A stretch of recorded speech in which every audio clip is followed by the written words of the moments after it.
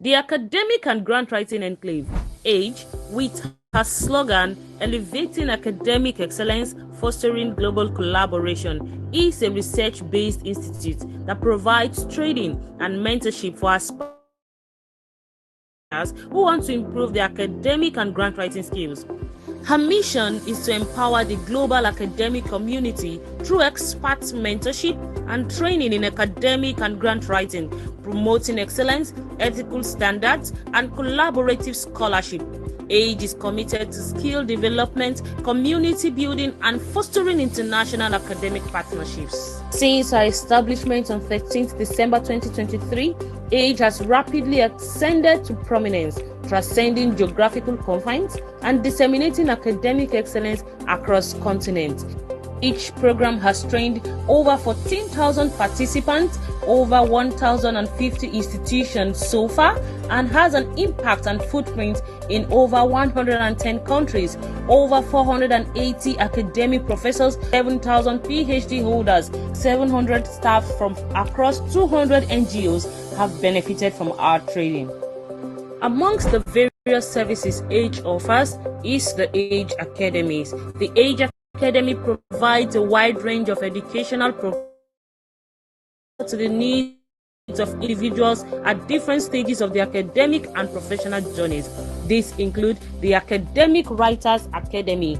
This is a practical training for authors on high-impact research paper writing, and it's a 6-week online school that teaches practical essential skills for students pursuing degrees, early career researchers, academic faculties, researchers in industry, professional writers, and editors needed to produce top-tier academic work published in high-impact journals.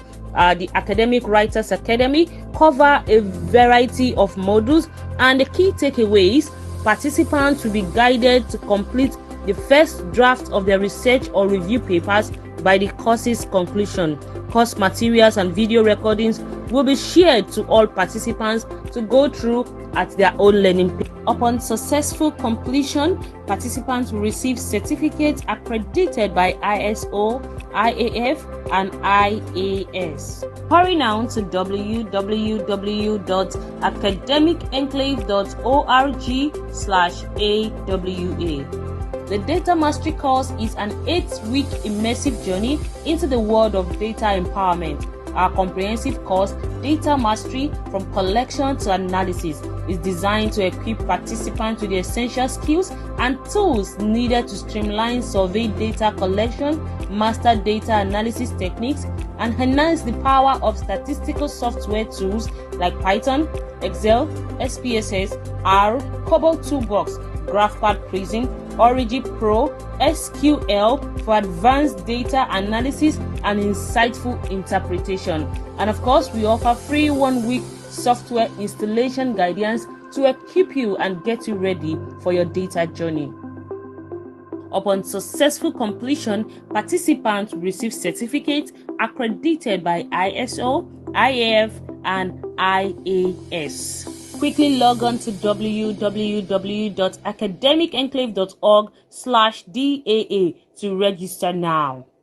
The AGE Academy also features Research Innovation Academy, a dynamic hub at the forefront of groundbreaking research. It's a 6-week certification course with 13 robust modules as shown on our screen. Key takeaways are mastery in crafting winning grant proposals, accredited certification, access to a comprehensive 1,303-page resource document outlining global grant opportunities valued at €534,990. Receive several samples of awarded research and NGO grant proposals.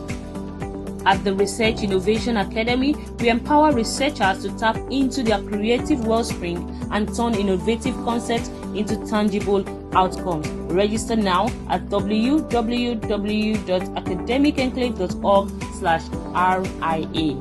The AGE Academy also presents the Grant Writing Academy, a comprehensive 3-week grant writing certification course that is meticulously designed to empower researchers, academics, non-profit organizations, project consultants, small business owners, project managers, and social entrepreneurs with the skills to craft compelling grant proposals. Key takeaways are mastery in crafting winning grant proposals, accredited certification, access to a comprehensive 1,303-page research document outlining global grant opportunities valued at €534,990. Also receive several samples of awarded research and NGO grant proposals. Register now at www.academicenclave.org/GWA.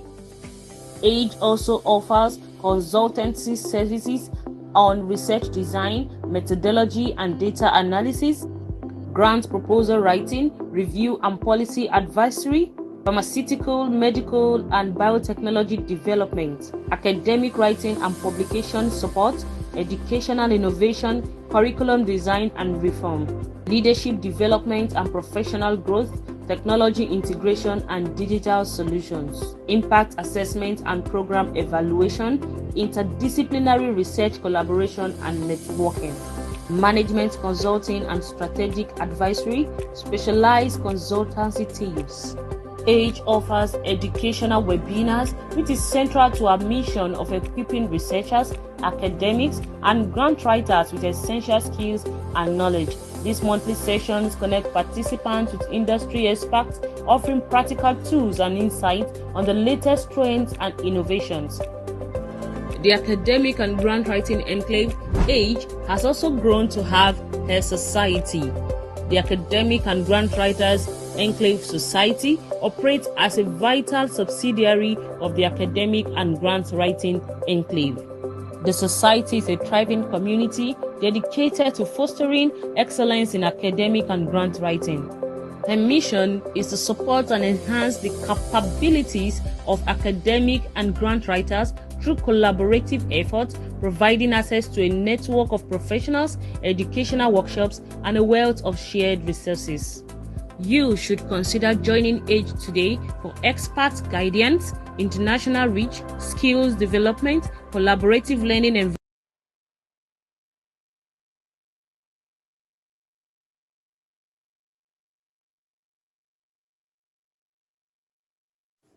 The Academic and Grant Writing Enclave, AGE, with her slogan, Elevating Academic Excellence, Fostering Global Collaboration, is a research-based institute that provides training and mentorship for aspiring and experienced researchers who want to improve their academic and grant writing skills.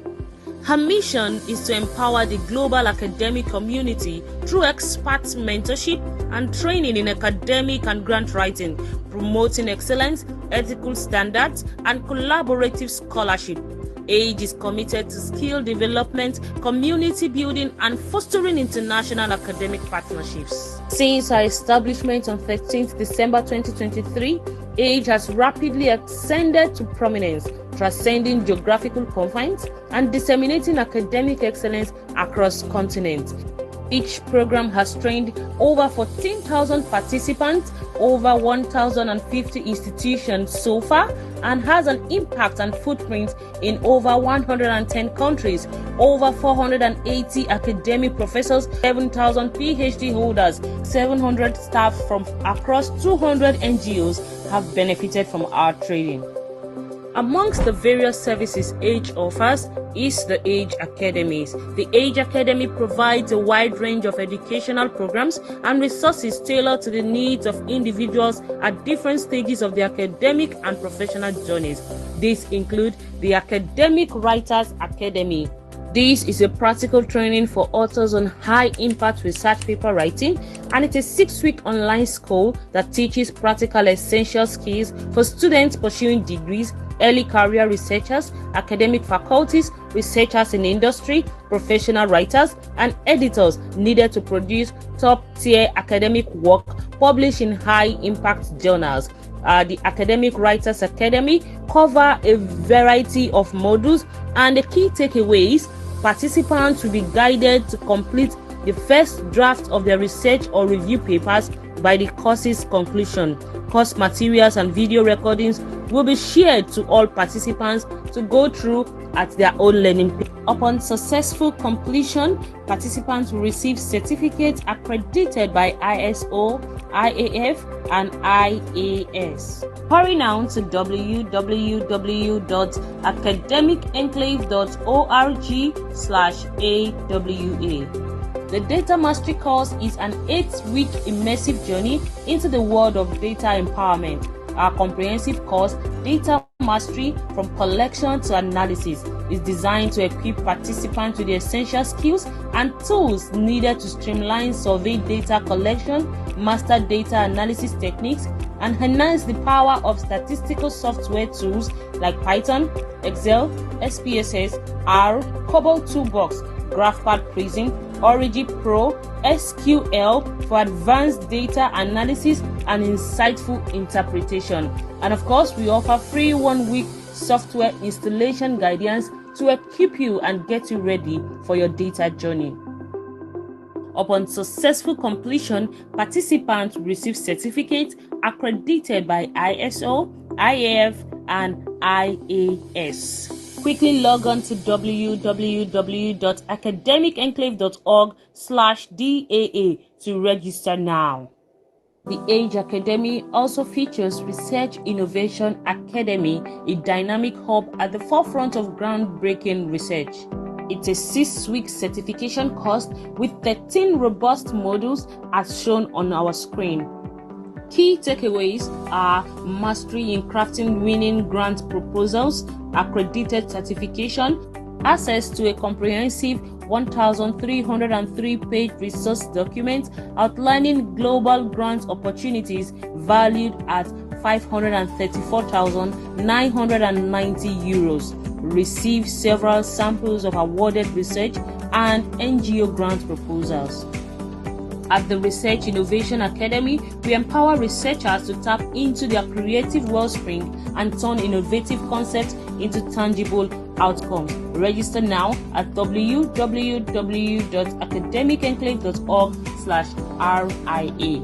The Age Academy also presents the Grant Writing Academy, a comprehensive 3-week grant writing certification course that is meticulously designed to empower researchers, academics, non-profit organizations, project consultants, small business owners, project managers, and social entrepreneurs with the skills to craft compelling grant proposals. Key takeaways are mastery in crafting winning grant proposals, accredited certification, access to a comprehensive 1,303-page research document outlining global grant opportunities valued at €534,990. Also receive several samples of awarded research and NGO grant proposals. Register now at www.academicenclave.org/GWA.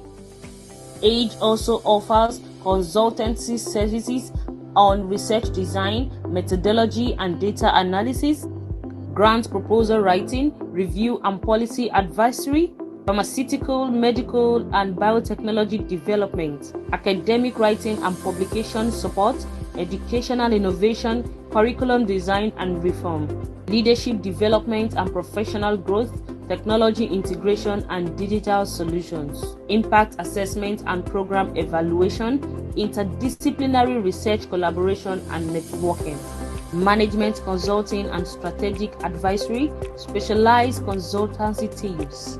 Age offers educational webinars, which is central to our mission of equipping researchers, academics, and grant writers with essential skills and knowledge. These monthly sessions connect participants with industry experts, offering practical tools and insights on the latest trends and innovations. The Academic and Grant Writing Enclave, AGE, has also grown to have a society.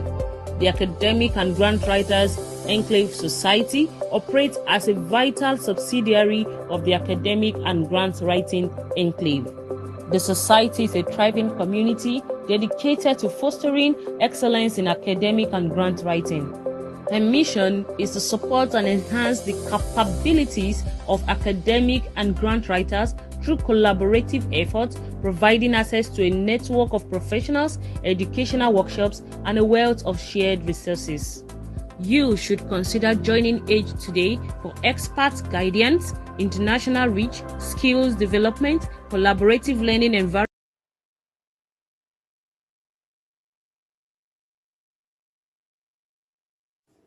The Academic and Grant Writing Enclave, AGE, with her slogan, Elevating Academic Excellence, Fostering Global Collaboration, is a research-based institute that provides training and mentorship for aspiring and experienced researchers who want to improve their academic and grant writing skills. Her mission is to empower the global academic community through expert mentorship and training in academic and grant writing, promoting excellence, ethical standards, and collaborative scholarship.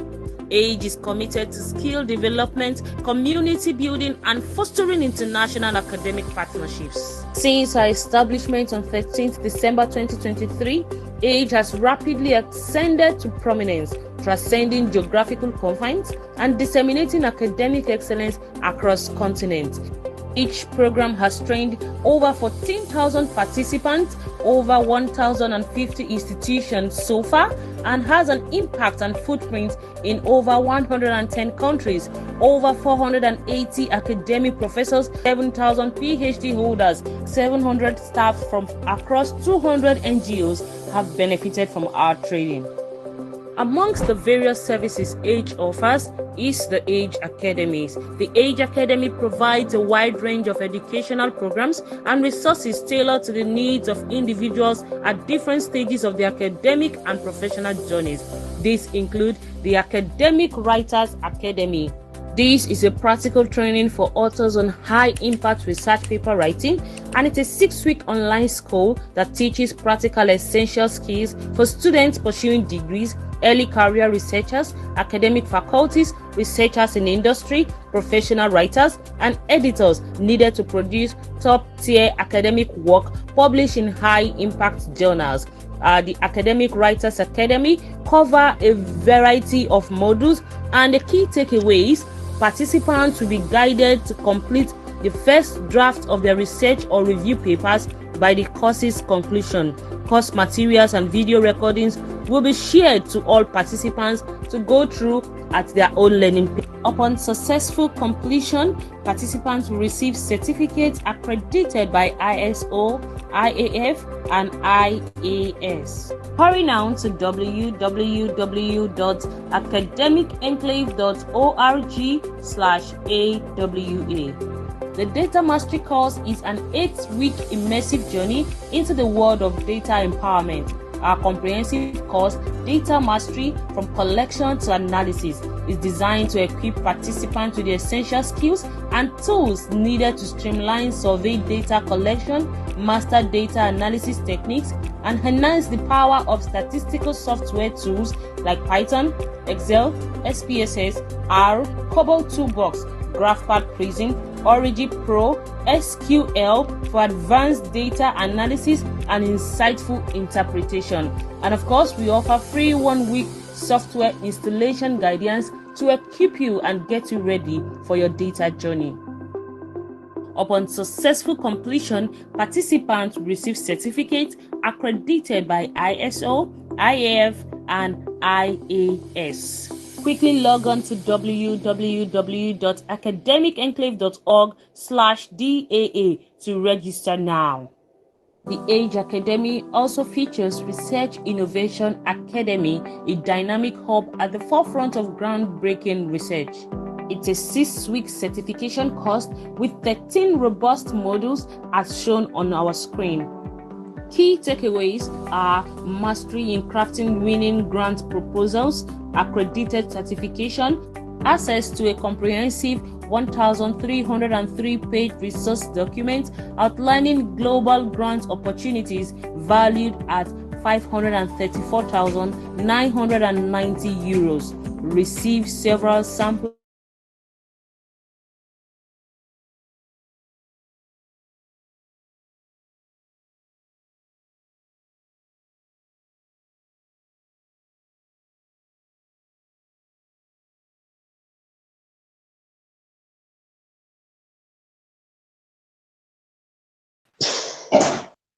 Hello, good morning, good afternoon, and good evening to the esteemed scholars in the house. You're highly welcome to today's keynote lecture with Dr. Wadzani Dauda, How to Turn Your Thesis into a Journal Article. Welcome, welcome, welcome, everyone. Thank you so much for joining us live on YouTube today. So far, we'll have about 32 scholars who are watching live with us. You're all highly welcome. Yes, we'll be opening the chat. The chat is open, so kindly introduce yourself, your name, and your affiliation. Welcome, welcome, welcome. Introduce yourself in the chat box. Let's get to meet you, network, and then collaborate. Introduce yourself, your name, your affiliation. You might get to meet someone you can connect and network with. Welcome, welcome, welcome. The keynote lecture is going to be starting in a few minutes' time. We are going to be letting others join us. So in a few minutes' time, we are going to start. But while we wait for others to join in, kindly introduce yourself. Let's get to meet you in the chat box. Your name, your affiliation. I can see Dr. Abraham Olatubosu. Can see he's already trying to introduce himself. You're highly welcome. You're highly welcome. Welcome to today's keynote lecture. And while you introduce yourself, don't forget to hit the like button, like the video, and of course, subscribe to our YouTube channel. Yes, our keynote lecture might probably be holding here, so you get notified whenever we're having a very important lecture for you. Welcome. Prasi Prasidananto, good afternoon from Indonesia. Wow, Indonesia, you're highly welcome. Fatima the Brain, you're specially welcome to today's keynote lecture. Welcome, welcome, welcome. Yes, please, as you're joining the call, introduce yourself. Let's get to meet you, your name and your affiliation. We have 50 persons already joining live. You're all highly welcome. Welcome, Dr. Sahid Sanusi. You're highly welcome. Dr. Adeshina Wahab from Kwara State University. You're highly welcome, sir. Welcome, welcome to everyone. Kindly introduce yourself. Let's get to meet you, your name and your affiliation. While we wait for others to join in, please hit the like button, subscribe. It's going to be an exciting lecture today with Dr. Wadzani. We'll be learning how to turn our thesis into a journal article. He's a sound and experienced researcher and an author. And of course, he'll be sharing with us from the well of his knowledge. Welcome, welcome, welcome, everyone. Yes, let's get to meet you. I can see the introduction rolling up. You're all highly welcome. You're all highly welcome. Etim by name from Department of Pharmaceutical Chemistry, University of Ilorin. You're specially welcome. Juliana Musarike, Dr. Juliana, you're highly welcome, ma'am. Propaction, that's Plateau State, you're highly welcome. Dr. Samuel Dual, you're specially welcome. Ewetola Esther, you're highly welcome, ma'am. Dr. Frederick, you're welcome, sir. And welcome, Dr. Kenichi Onyejika, you're highly welcome. Victor Eziolora, you're highly welcome. Dr. Jimo Iyanda, you're highly welcome. Please don't forget to like the video, subscribe to the channel also so you get notified when we upload very important resources that will help your research and academic journey. One called Samuel, a PhD student, you're highly welcome. Welcome to today's keynote lecture. Joseph Dada, you're highly welcome. Chukwu Kenechi, welcome, welcome. Yekin Iyanda, you're highly welcome. Shaibu Mohammed, you're welcome. Dr. Margaret, okay, you're highly welcome from Achai Crowther University. We're happy to have you here too. Welcome to each and every one of you. Yes, we're about 59 watching live. Yes, as you come in, just keep introducing yourself and don't forget to like the video and also subscribe. Don't forget to turn up the notification bell so you get notified when we drop very important videos. If you've introduced yourself, kindly hit the like button. Hit the like button. Just 15 likes, and we're about 15. We are 60 already. 60 already. So I expect more likes on this video. Just 15 likes. So as you come in, like the video, subscribe to the channel, and introduce yourself. You're all highly welcome to today's keynote lecture.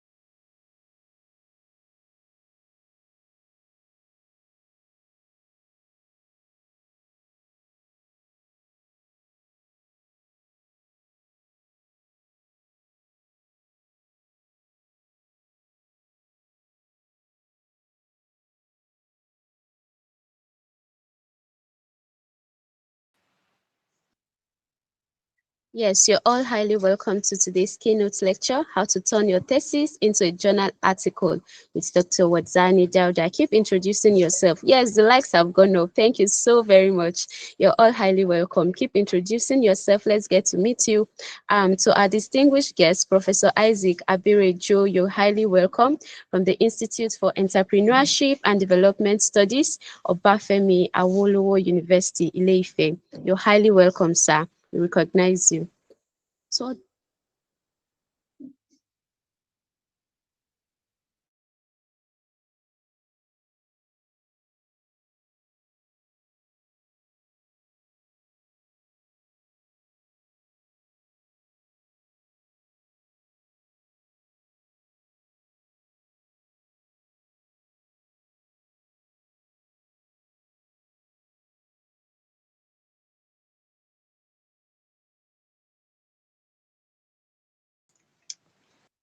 greetings, esteemed scholars. You're highly welcome.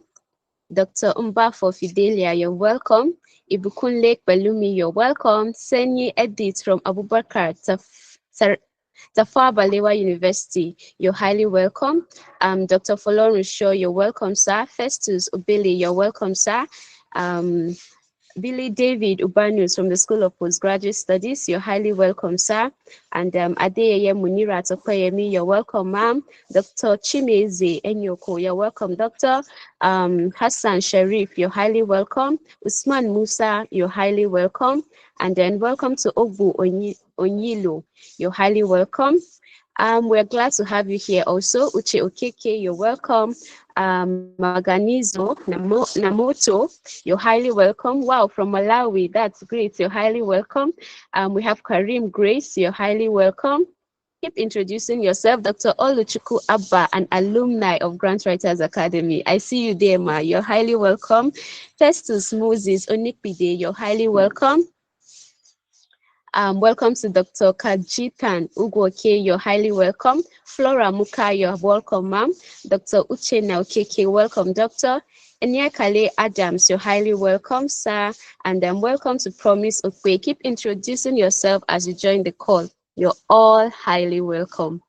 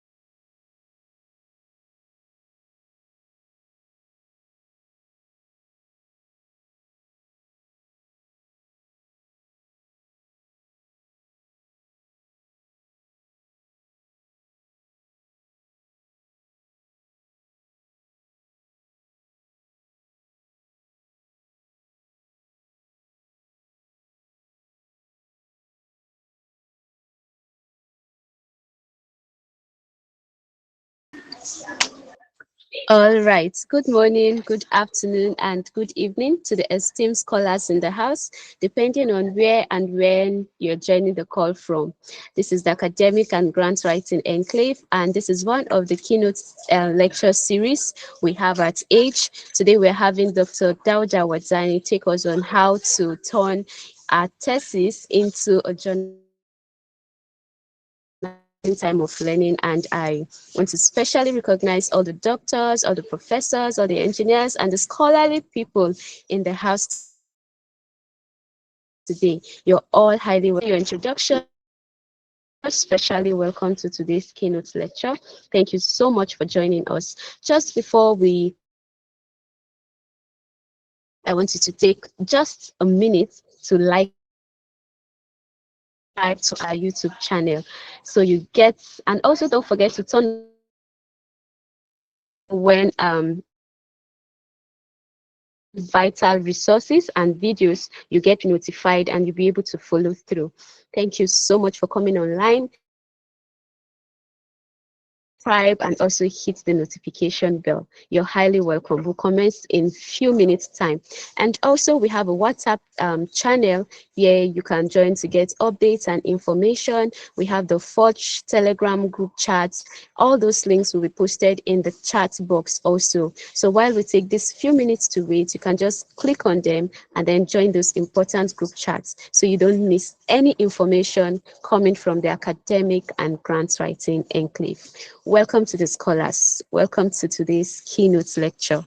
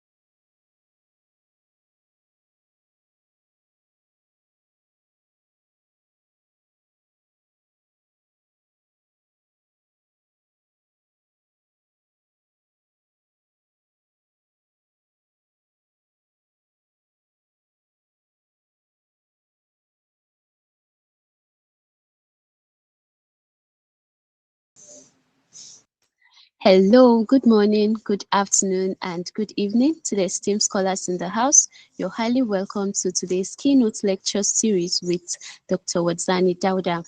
And on today's lecture, we'll be talking on how to turn your thesis into a journal article. Special welcome to everyone who has made it to the call today.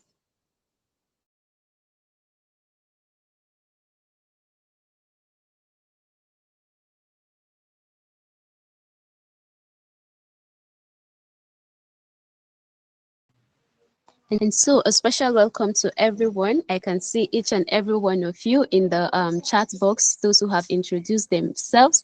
And if you've not, the chat is still open. Let's get to meet you, your name, and then your affiliation. You're all highly welcome to the keynote lecture series today. And just before our speaker comes up, Dr. Wadzani Dauda, it's an honor, it's a privilege for me to be taking up his citation.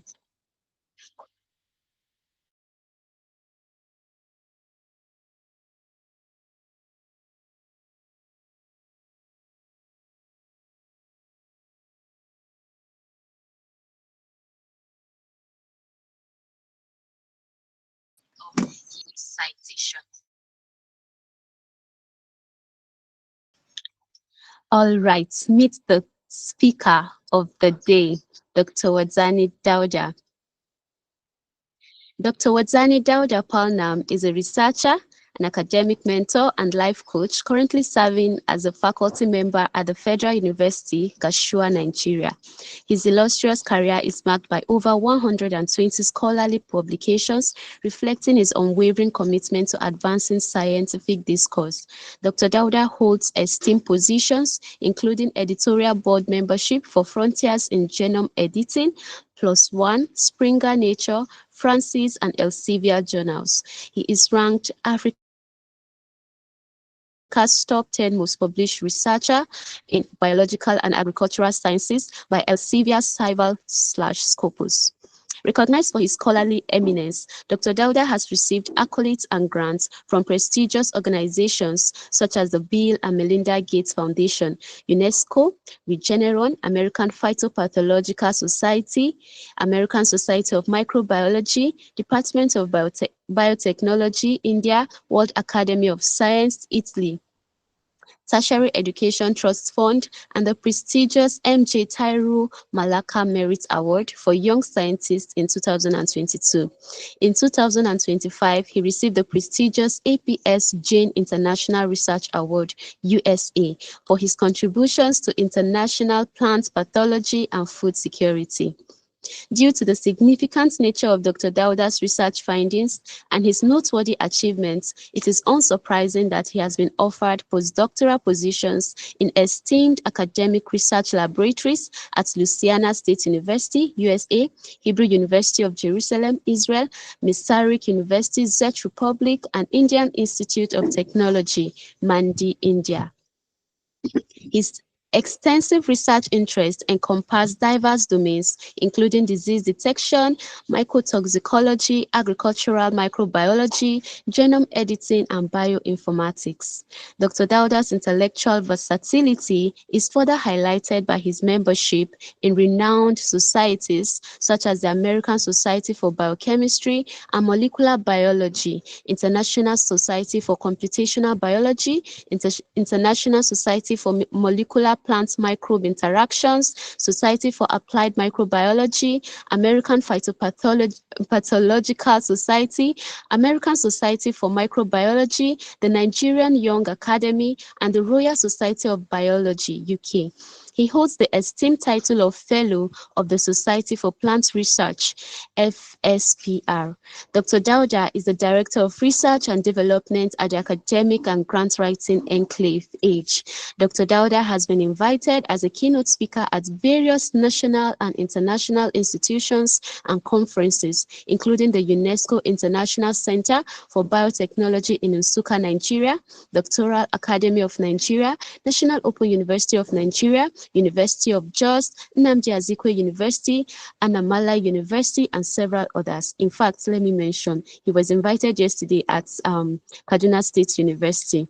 Dr. Dauda's collaborative endeavors extend globally, fostering intellectual exchange with research groups in leading universities. In essence, he stands as an exemplar of scholarly excellence, illuminating the path of scientific inquiry and leaving an indelible mark on the annals of academia. Dr. Dauda, a dedicated researcher who values the importance of family, is happily married to engineer Deborah Dauda, and together they are blessed with 2 sons. Now, I know this is YouTube, and perhaps you can't send up your favorite emoji. I want you to type in the chat box, welcome, welcome, welcome, welcome. So welcome our speaker for the day, Dr. Dauda Wadzani. You're highly welcome, sir. The mic is yours.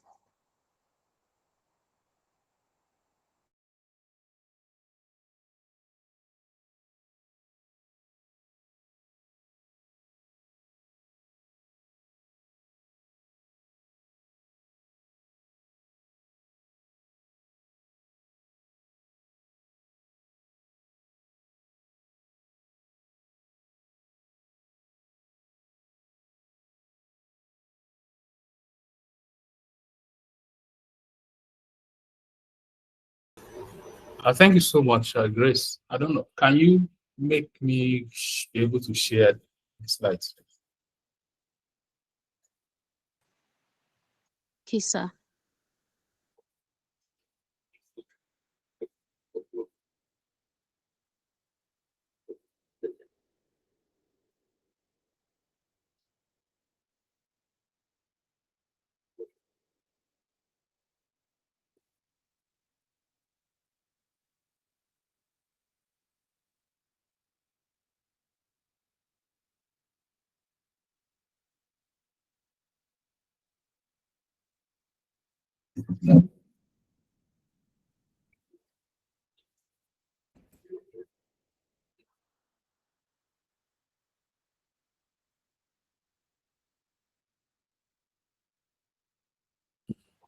Yeah, thank you so much. Yeah, hello.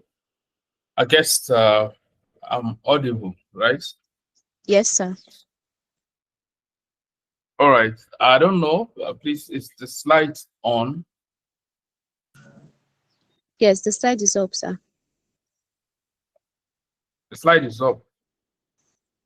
Yes, sir.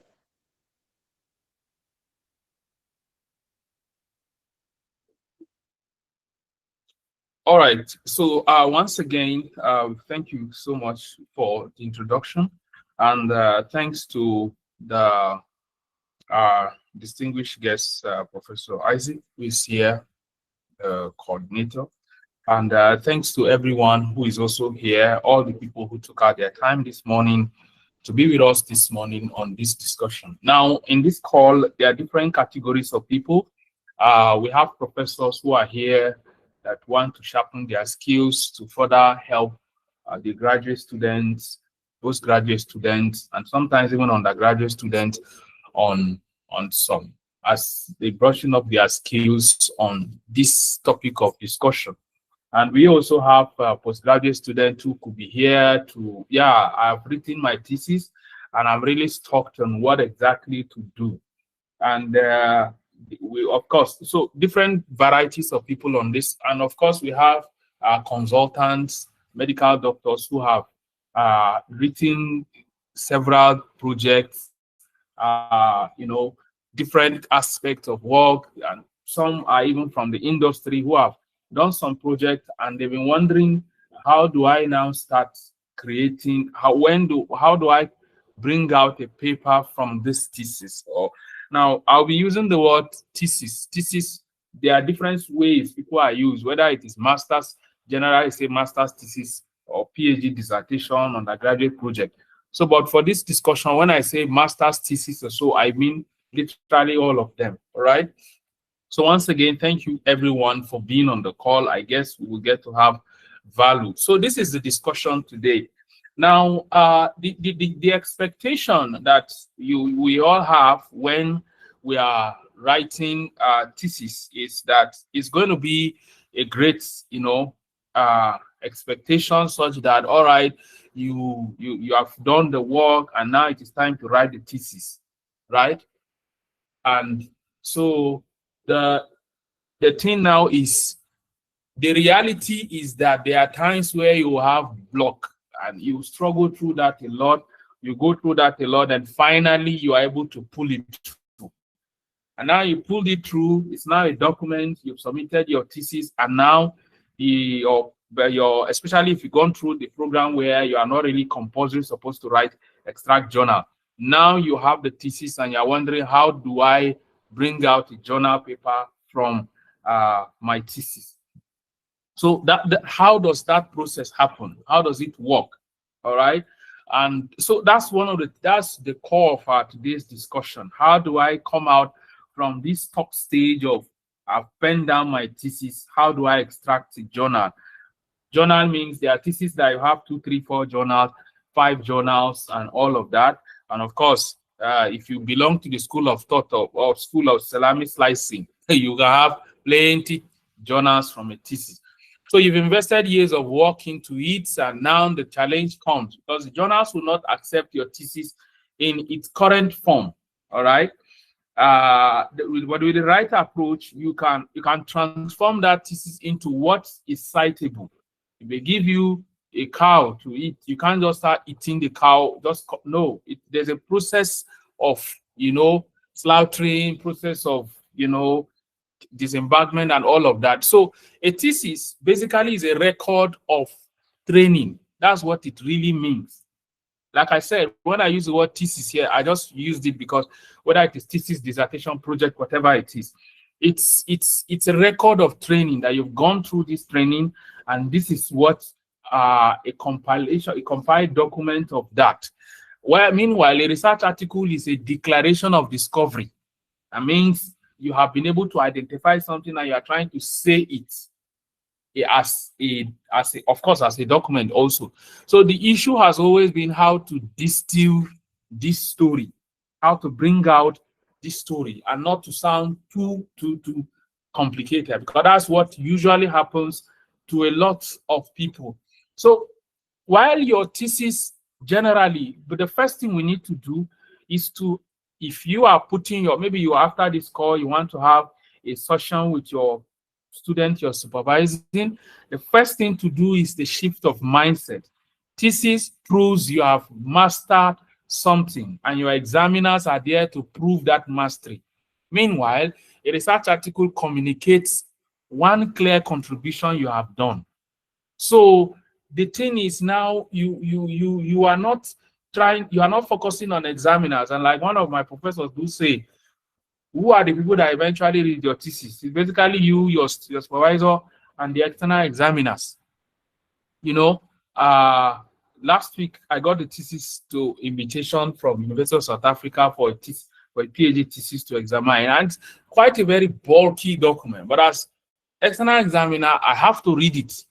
That's the job. But at the end of the day, who reads it after that is maybe your genius or some other person that come to the library that want to follow some aspect of a methodology you follow. They are the ones that will now read it.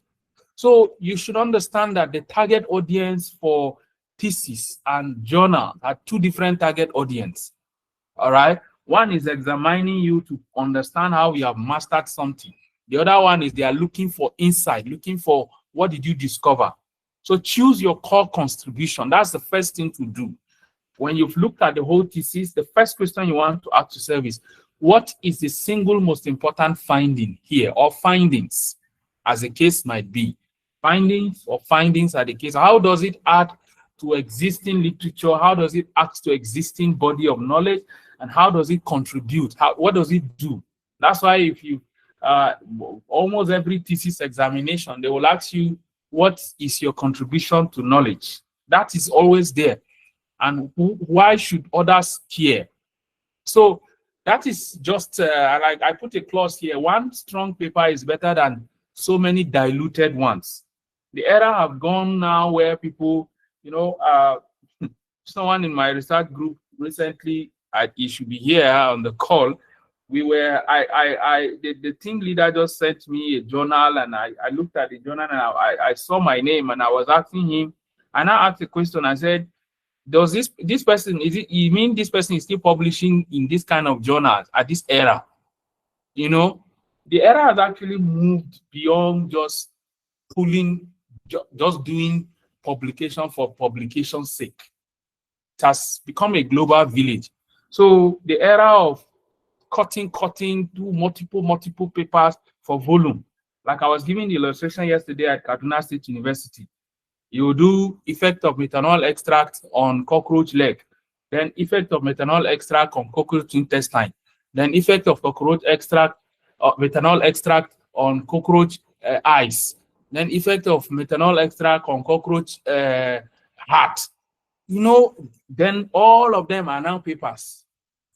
So section by section focus. The title is for thesis is completely different. The abstract structuring is different, right? You have a structure.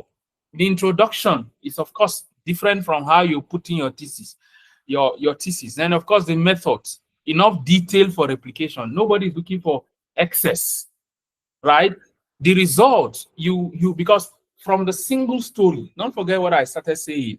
You have to tell whether if it is telling 2-3 single stories.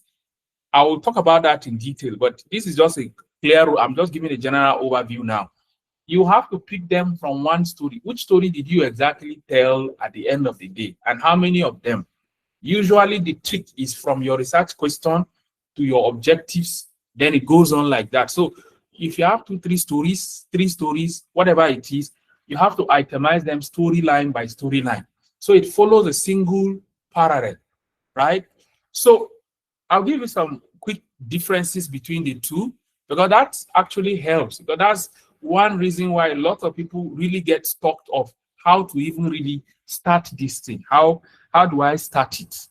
So dimensions, whether it is master's or PhD thesis, research article, conversion guide. How do you go about that? Number one, the primary goal, like I said earlier, is to demonstrate the ability to conduct independent research and get a degree. Those of you that are following my channel, I dropped yesterday or yesterday that, dear PhD student, the goal is to graduate, not to invent how to cure HIV. That's good, but your goal is you want to demonstrate you have mastered this thing. And so that's the reason why a lot of people struggle with their supervisors.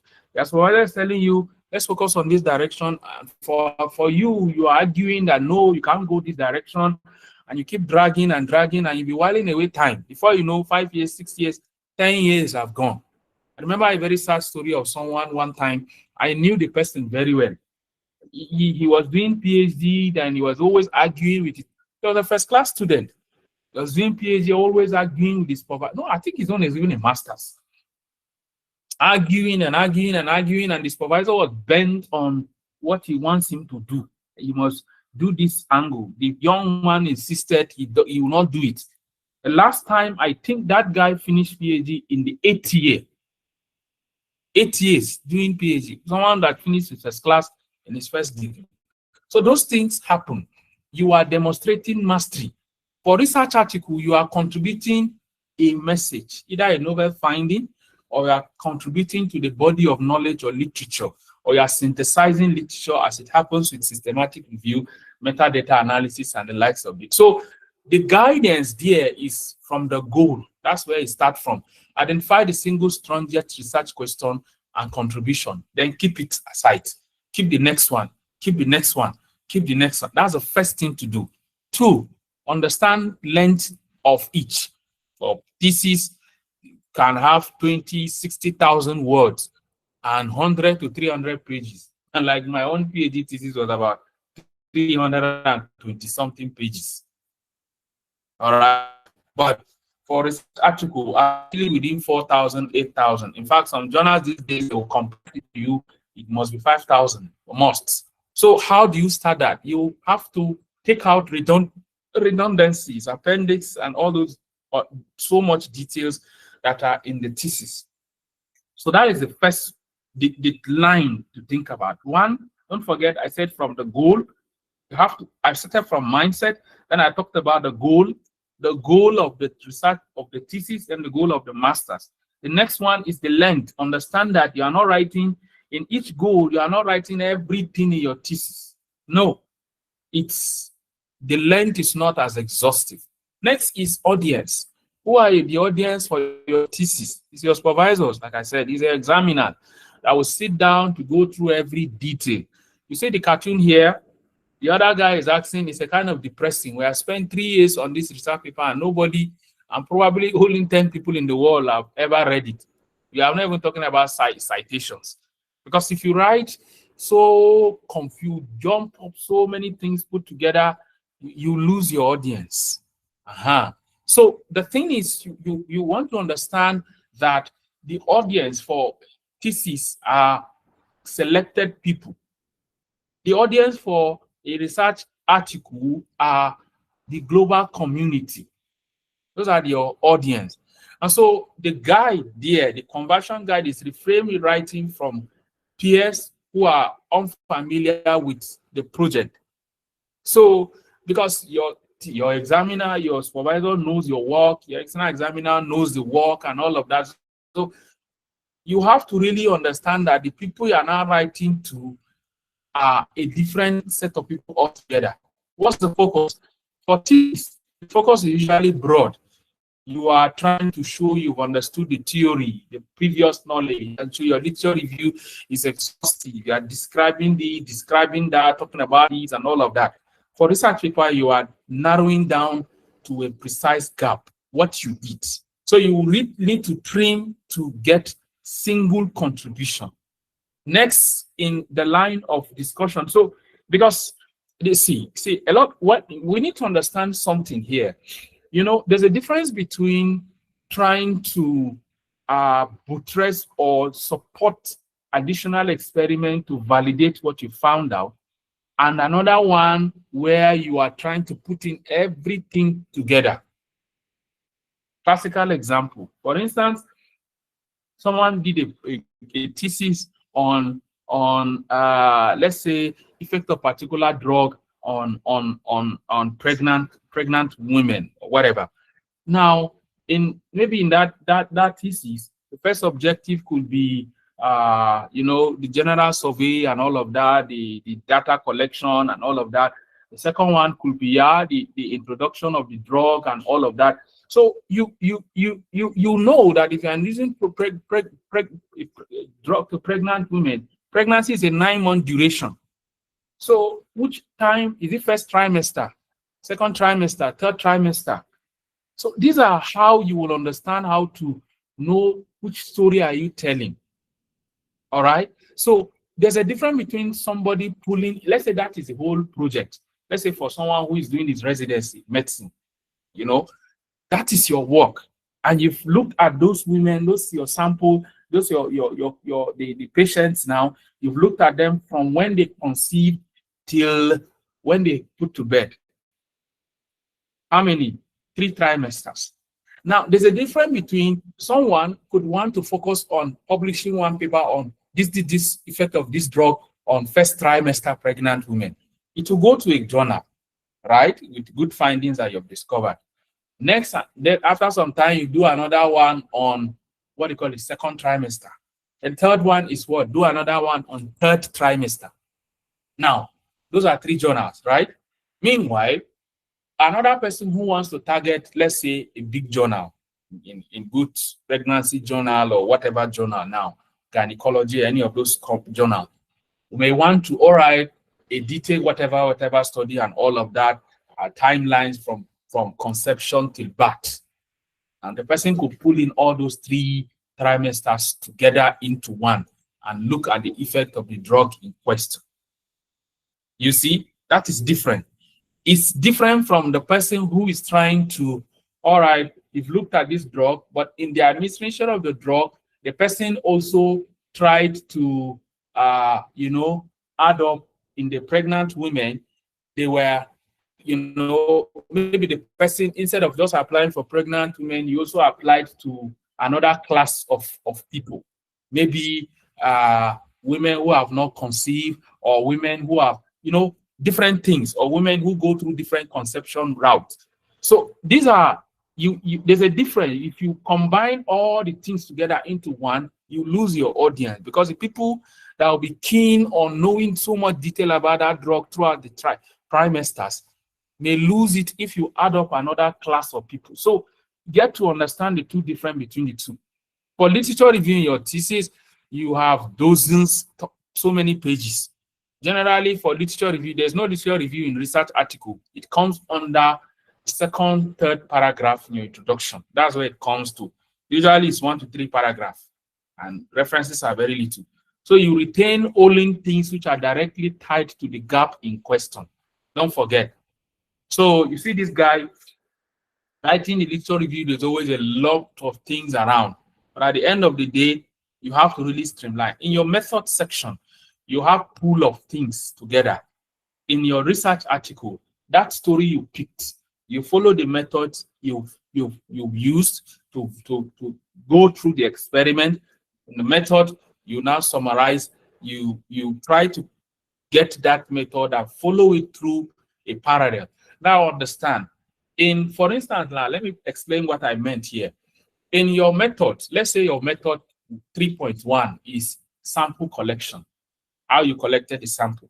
4.1 which is your result section, will automatically be what? The result of that sample you've collected, what you found out. Then 5.1, the introductory discussion of why, how, what differs from the data you collected in your result. So that's how the parallel actually follows. Then 3.1, then 3.2, let's say this time around it is administration of the drug or whatever. 4.1 is supposed to be what? The effect of the drug. 5.1 is supposed to be the what? Discussion as to how previous drugs varies with the findings you've discovered, you've observed when you've administered your own drug of interest. So this is how to really get the picture. When you understand this picture, you that's how it starts. So when you are writing the conclusion, for the next sections is your conclusion, your discussion, and the tone of the different types of these documents, right? Now, for master's thesis, when you're pulling down what do you call it, the conclusion, you are restating the overall thesis goal, the contributions, the recommendation. Sometimes it used to come for some schools, it comes under chapter 6, the whole chapter dedicated for that, these, that, recommendations, and all of that. But for research article, is usually a concise, maybe a sentence or maximum 2 sentences, right? So that is it. And don't forget, always remember the important findings, and you have to follow that finding all through.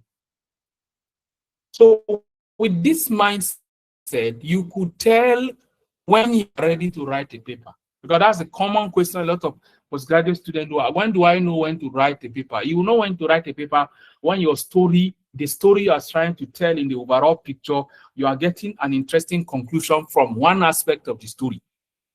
All right. So in the discussion for your thesis, you are looking at all the findings, the explanations, you are trying to be elaborate and all kinds of things. For research article, you are interpreting the result and linking it up to the gap you started talking about in your what? In your introduction. So you are focusing on novelty this time around and how much your novelty differentiates or agrees with previous findings. All right. I remember during my PhD then, my supervisor, the work I did, one of the objectives was his own PhD thesis almost 20 years ago that time. And the findings I found out was completely contradicting what he observed.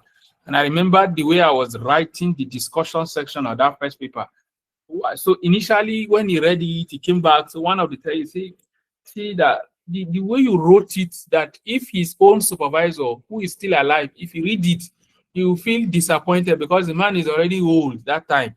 So I should try to be a little bit diplomatic with trying to refute the findings they have done and all of that. That's just on a lighter note anyway.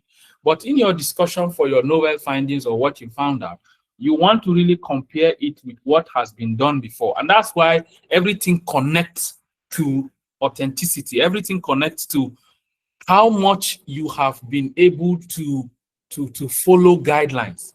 That's why, especially for sciences, even in social sciences and humanities, you can't just argue vaguely.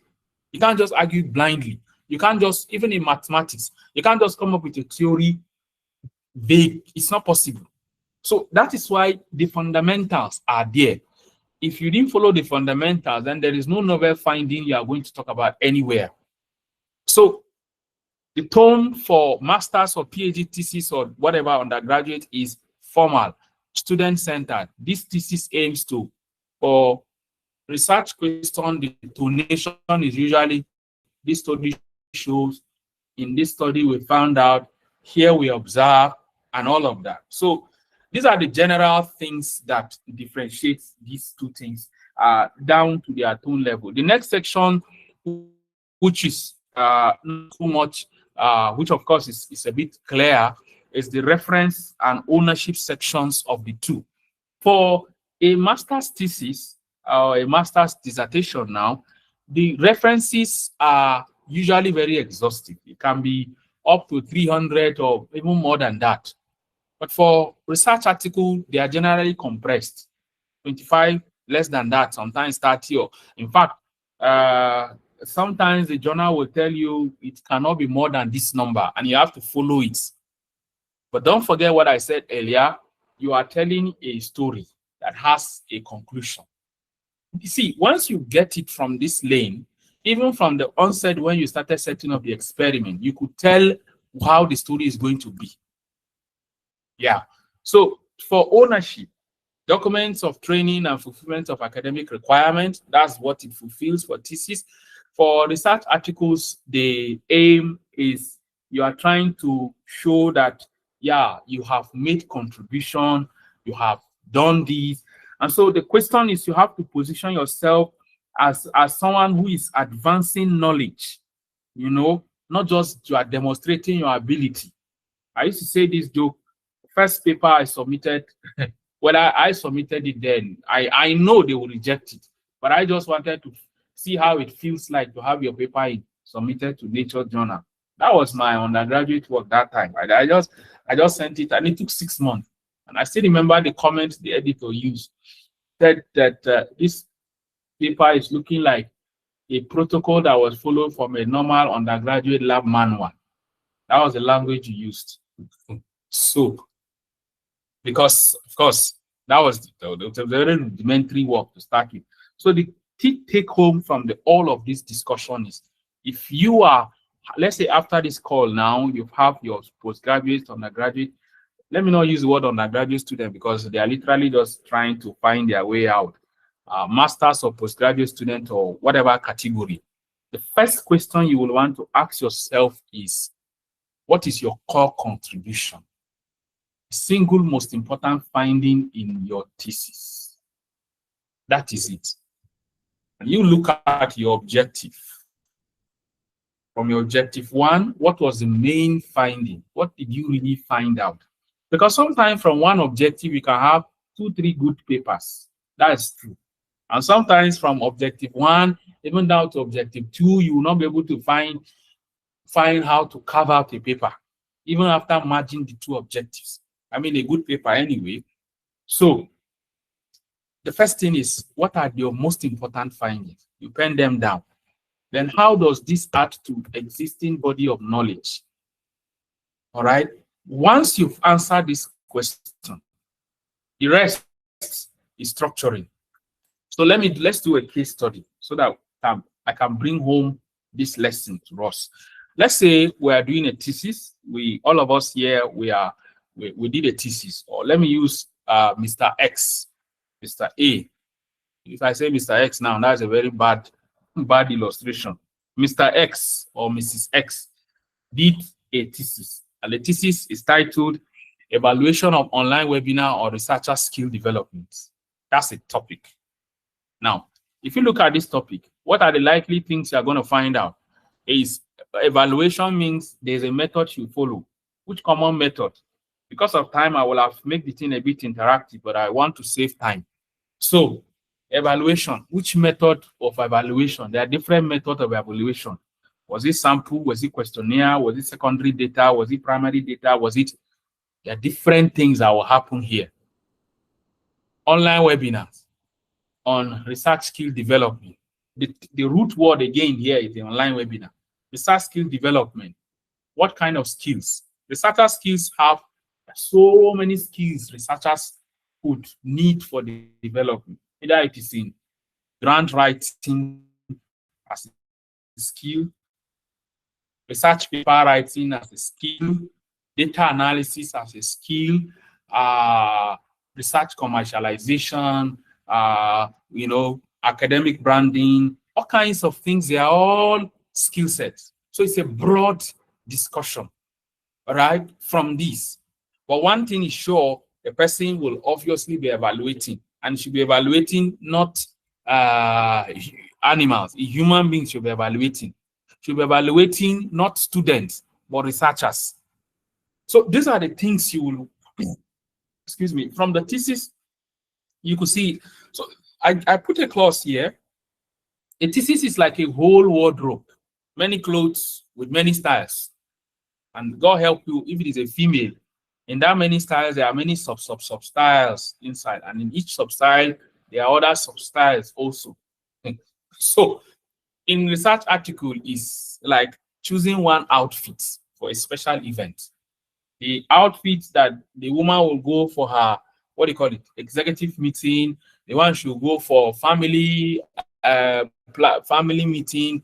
The one should go to pick her children in school. The one should go to whatever, different. So you can't wear the whole wardrobe all together. You have to break it into 2. So let's do that for this work. Cut, focus, and tailor one story for publication. How do we go about it if we're going to use this as example? How do we go about it? How do we start? If let's say this is a thesis that was written and you are to start to think of how to break it, to extract journals from it, how do you start? The first way to start is to understand that you have several objectives here, right? And each of these objectives it runs through methods, like I said earlier, runs through result, runs through discussion. So your chapter 1, 3.1 could be survey and recruitment of the people, the researchers, or the people that are going to use. 4.1 was skill improvement data, what you found out. And 5.1 is the interpretation of that data. So you want to identify the core aim to what did you find out. Because obviously, like I said, I'll give us a bit more, we'll go a bit more deeper, but this is just general overview. So you want to trace the objective across the chapter. Which of the research skill development? Is it data analysis? Is it research innovation? Is it data, whatever it is that the thesis examine? So for instance, now in the thesis that we want to use as a case study now, the thesis structure will have, of course, chapter 1, chapter 2, chapter 3, chapter 4, chapter 5, and of course, conclusion. So the thing here to first of all do is to look at the aim, how it connects to your particular objective. The literature review, there are some few things you've written about that objective of interest, the method of that particular objective of interest, the result, and finally the conclusion, the discussion of it. So how do we move that? When you look at the thesis of this whole document, of this evaluation, of different methods of researcher skill, the first thing you realize is that the introduction will be very long because you talk about several things, several types of skills that researchers need, so many soft skills, hard skills, all kinds. For articles, you are compressing it will be 2-3 pages. Why skills matter? What is missing? The aim of the study. The thesis review will have many pages, but of course, for your research, for the research paper will generally, like I said, be very compressed. So the thesis, you have full detail of the design, all of the raw data, what you did, everything, the kind of questionnaire you have administered, and all that detail. For research article, just be 2-3 sentences of the method, and maybe 1, 2, 3 key tables of that particular skill set. Depends on how it goes. So here, maybe 50 researchers attended a 1-week webinar. Pre and post test showed improved data analysis skills. That's how it starts. So here you are looking at one aspect of it. So like I said, this is just a general overview. So how do we start on a general note? First is you look at your methods, how we carried out the research. You look at the result, what we found out, and you look at the discussion, what those findings mean as it connects to your objective or the key story you want to tell. So you will trace the story across the thesis in all. These are the areas you look at. The moment you're able to get the gist from here, the rest is what do you call it? The rest is just formatting and improvement. So in this thesis now, the researcher, chapter 1, chapter 3.1, you obviously will have explained how the data were collected, describe the survey, the number of participants, and how the webinar was organized, who was the guest, and all that. Plenty stories. The result, here we see the data, maybe test scores before and after the webinar, charts on improvement, different graphs, percentages of participants, and all of that. Discussion, we will now begin to talk about in it, participants showed better data analysis skills after the webinar, proving that online skills can be better improved. So the take home there is each objective in a thesis is already complete, if you understand what I'm trying to say here. So the fundamental question you want to ask yourself is, which objective has the strongest evidence and is the most interesting? If you are going to do this kind of work, right? For this, for this kind of thesis that you've looked at several research skills. Because see, to test, for instance, now in this thesis now, let's say the candidate looked at 3 objectives. Objective 1, let's say she decided to focus on to test if webinar improve data analysis skills. Objective 2, to test if webinar improve academic writing skills. Objective 3, to evaluate participant satisfaction with the webinar formatting. So you see, the first one, the person may be comparing just data analysis. Second one, academic writing skills. And third one, to compare the satisfactory level between the 3. And this is what I was trying to talk about, splitting or merging it together. Someone could decide if you want to write a paper here, you will want to look at the whole thing all together. Data analysis, academic writing, participant satisfaction. Some other person will want to look at data analysis. It depends on how deep you go in the work anyway, and get it as a single paper. Academic writing skills, like I said, depends on how you want to go.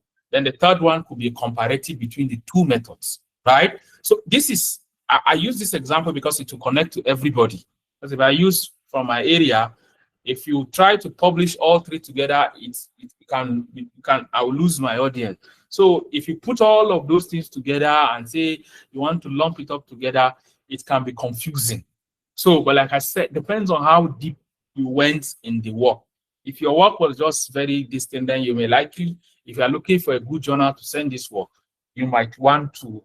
So if, for instance, I want to start writing a paper, let's say I am a PhD student and I want a first paper that can easily go. The first one I want to write is what? Is it on objective 1, data analysis or academic writing? Of course, it's data analysis skills, because for the data analysis with my data, I could easily, because that's one of the things as I'm doing the work. Because see, how these things happen is that it has more to do with how you as a person do your own personal planning. Actually, you yourself, how you do your own personal planning. But for this one now, let's say we want to pick data analysis skills, which is our objective 1, because that has a lot of reasons. Number 1, it can be measured with numbers.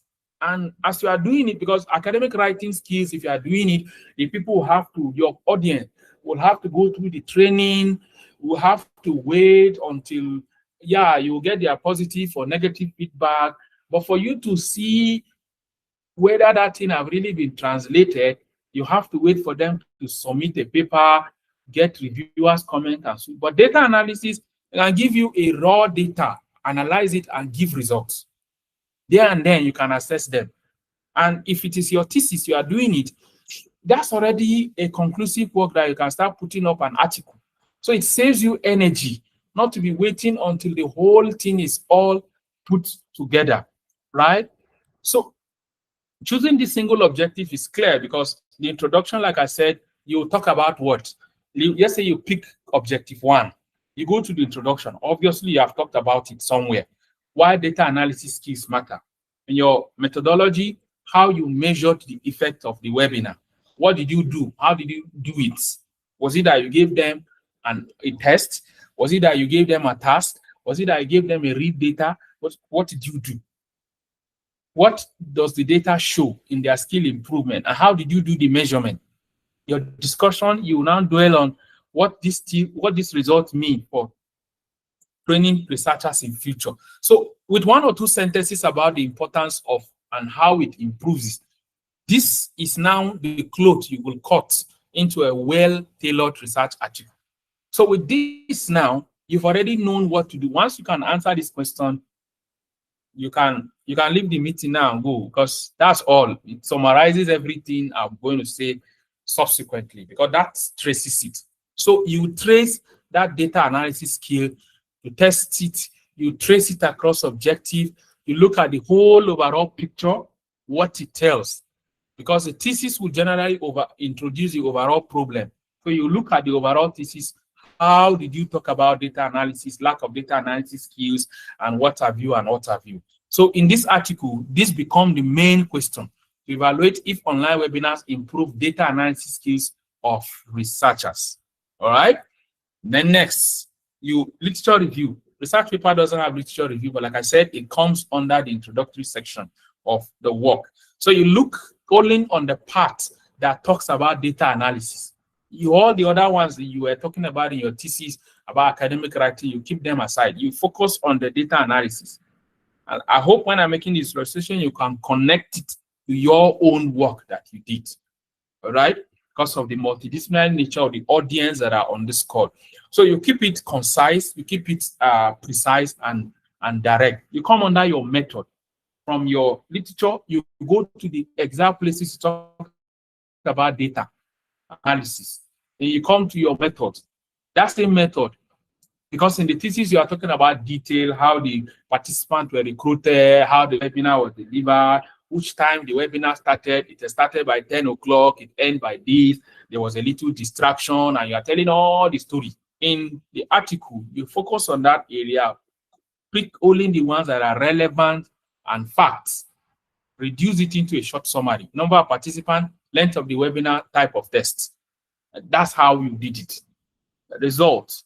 The thesis will present so many things. In your article, you choose maybe 2 to 3 tables, figures that clearly shows how data analysis skills was evaluated or measured over time. All right. So you keep it. When you now come to the discussion of your discussion, is not repetition of result. You will find that a lot with students. It's not because some students will now come there into their result discussion again, and they bring out the result and start talking about it, and it will just stress whoever is reading the work. So in this one, you want to keep the interpretation very simple. This finding suggests that webinars can significantly improve data analysis skills, confirming its value as a scalable training method, the webinar method now. And like I said, I just use a very simple one. There are different webinar method, workshops, and all of that. In conclusion, like, when you're writing conclusion for your thesis, you write so many things. Broad recommendation, you write to universities, you write to industry, you write to funders, you write to plenty things. In your paper for your data analysis, you are writing concisely, all right, how it can be used widely. You are not addressing general or generic people. So this is generally how these things happen. So quick summary as we conclude and as we close is, if you look at this case study, like I said, close look at, for those of you that will stay till the end, I prepared a short, a short Microsoft Word document that I will drop the link at the end of the, either me or whatever, I don't know, I'll send it to the person moderating. You drop the link at the end. You will see how I try to follow this method in writing it. So with that document, you can give to your student and they'll be able to look at it, and it reduces your stress, your stress level of managing them. So let's go. Let's take a journey very quickly. Again, let me apply it. Like I said, I'm trying to put this into a short document that I'll give you, maybe 4, 5, 7, less than 10 pages. How I, to follow that. So the background here on this work now, this is the thesis. Let's use it to extract it in paper. The abstract, we are writing on data analysis. On the abstract, we have background, we have gap, we have to capture the aim, the method, the result, the conclusion. In the background of the work, you will start with why data skills are critical for researchers. That will come as your first sentence in the abstract. The gap, webinars are common, but few studies measure their effectiveness. That is why you are doing the work. The test aim is to test whether the 1-week webinar improved data analysis skill. And how did we do it? We mentioned the result, the design, the participants, maybe in another sentence. Then the result, key findings, improvement scores, exact numbers, conclusion, implication, that comes under 250 words maximum. Are we together? Yeah, I wish I could hear you anyway. So then you come to the next section is, if we're together, let me just see a chat on the chat box. We are together so that I can know we are still here and we have not gone. Yeah. So yes. So yeah. So that is on one angle. We are looking at what do you call it? Yeah. So that is on the. You come next the introduction. When you're done with the abstract for this, you come to the introduction. Introduction, for those of you that went through academic writers training, the 6 weeks training H does, we do this for literally a whole, if not 6 hours or length. But the condensed version of that whole gist is introduction, talk about problem. Researchers need practical data analysis skills, but lack structured training. Context, online webinars are growing, but mostly untested in research skill development. The gap, prior studies focus on general professional skills, not research-specific data analysis skills. Paragraph 4, the last one, the aim. In this study, we evaluated whether the 1-week webinar improved research data analysis skills. You always end the introduction with a clear question. So in this study, we found out does participation in a one week online webinar improve data analysis and more researchers. So you prepare the mind of your readers. Yeah, thank you. I'm seeing a lot of people dropping. We are together. Yeah, that connects so that you can know who we are. So if you're on the YouTube, please just drop we are together so I can know we are still on the call. So that's your introduction. Now, next is you go to your method. For this, our data analysis paper, right? You go to your method. Design, how you design it. We did a one group pre-test, post-test. Was that how we did? Yes, no. Participation, what are the numbers? What are the disciplines? What are the country recruitment process? And all of that. The intervention, what did you do? You look at the webinar duration. You write about the format. Was it Zoom? Was it Google Meet? Was it Moodle? What are the hours? The topics of the data analysis that we did. Then instrument, how you did the description of the data, the items you scoring, what kind of tests did you do to assess it? And of course, sometimes if it is ethics, especially those in clinical work, you must have looked at the consent, the approval, the ethics, and how you got it. Of course, your statistical test. Was it peer-t test, non-parametric equivalent? What kind of test did you do? Write methods so that one other scholar could repeat the study. Avoid unnecessary thesis detail. And also, I want to plead on behalf of future postgraduate students and fellow researchers that will read your work. Please don't lie. Because what happens is that, anytime I do have occasion, I do say this. What happens when you write falsehoods, especially in research, especially your method, is that one postgraduate student somewhere in Sokoto, somewhere in Italy, somewhere in Gambia, somewhere in Kenya, will see your work, go through your method, and will want to replicate it, and will spend 2 years doing that thing and will not get result. And the person will be wondering why the result is not coming. Meanwhile, it's because the person that is referencing just fabricated it and threw it. And so this is a plea with all due this thing to, especially most audience and this scholar, African scholars. Try to be as transparent as possible when you are writing your method, because it affects, especially because they are the ones that actually fall the victim of the whole. I went through that myself, you know. What the person was writing, when you go through the supplementary document where the person was talking about, is fake. It's not true. But the person have written it and they were able to find their way to publish it in a good journal. People go to just cite it and all of that. So back to our story.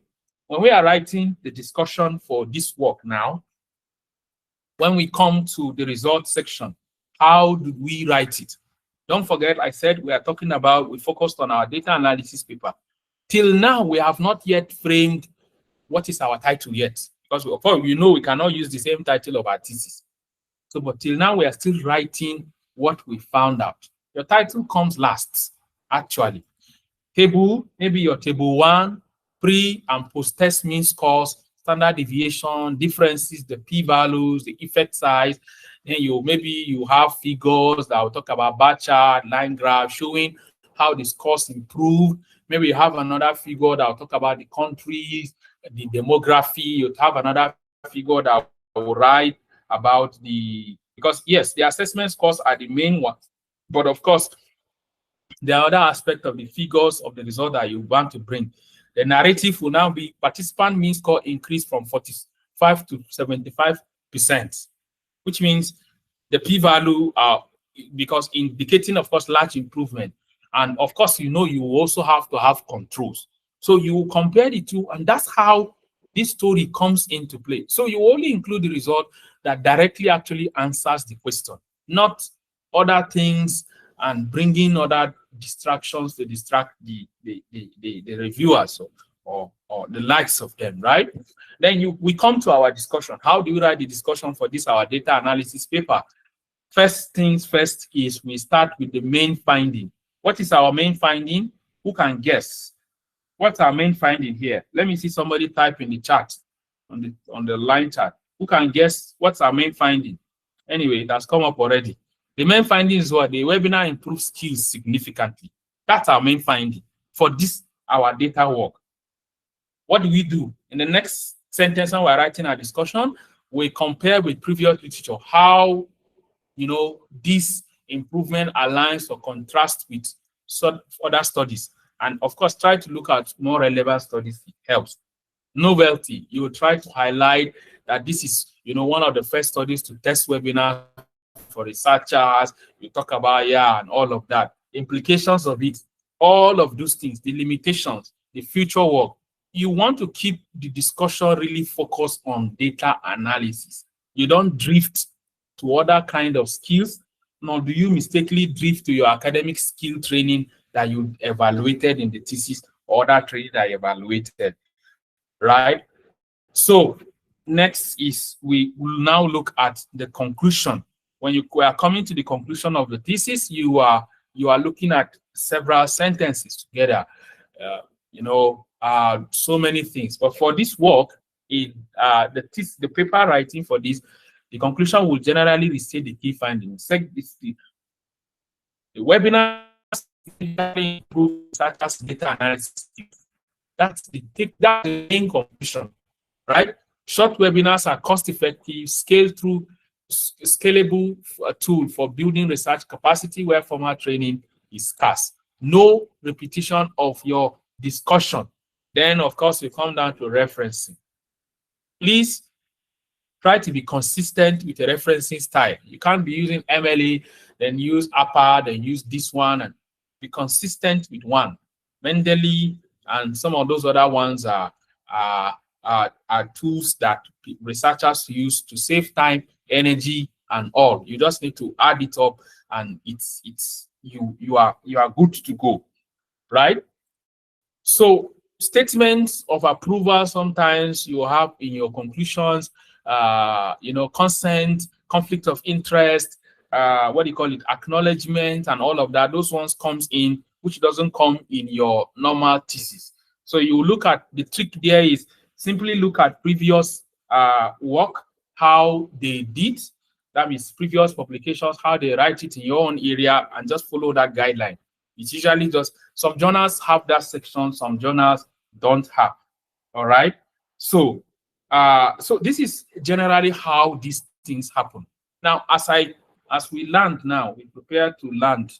As we land, what are the key tenses you will use in each section? Because this is very, very, very important. Very important.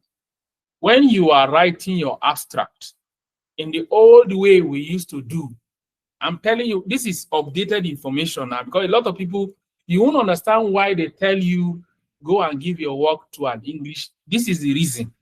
So if you have been sleeping through the webinar, you wake up. But this is the final discussion I'm going to do and the concluding slide.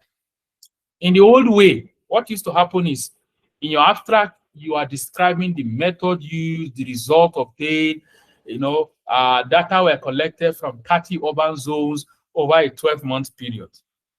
The current way, recent journals, what they focus on is they want you to state the purpose, the general background, the key conclusion.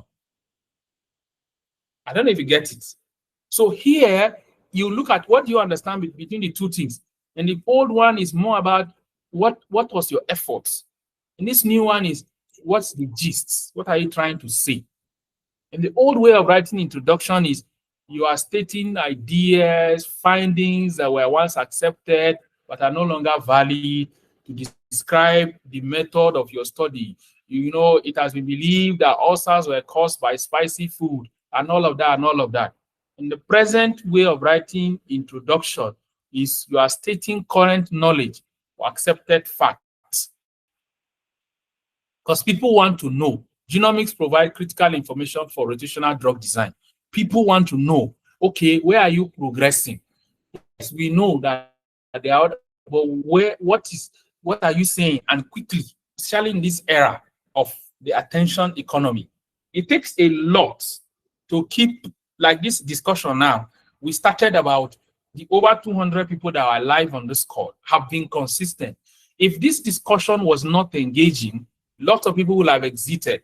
Just look at the way the person is even presenting is boring. It's not flowing. I'm getting confused. They'll log out and go to other. That's the attention economy.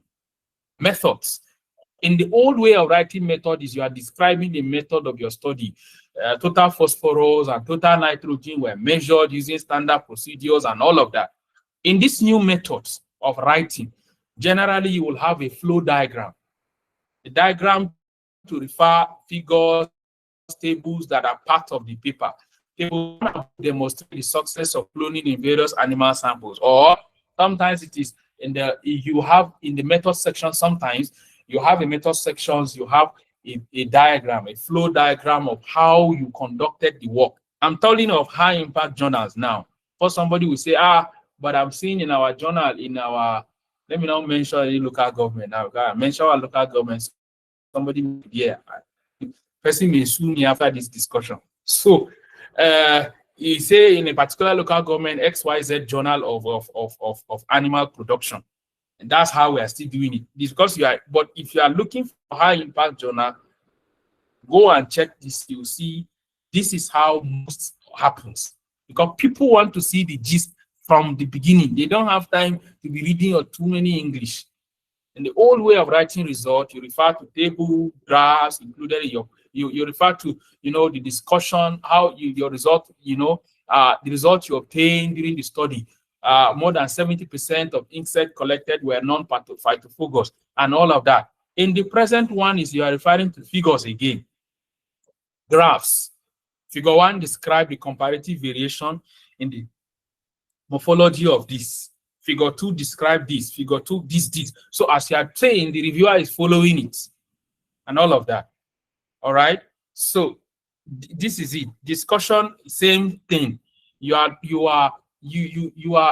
remove unnecessary details and go straight to the application of what you observe.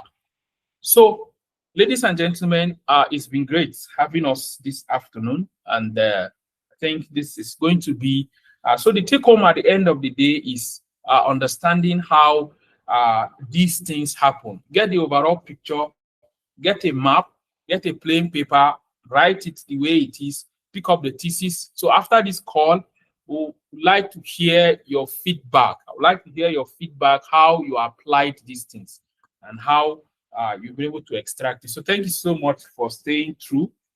And so I think we'll go to questions and answers now. Thank you. Yeah.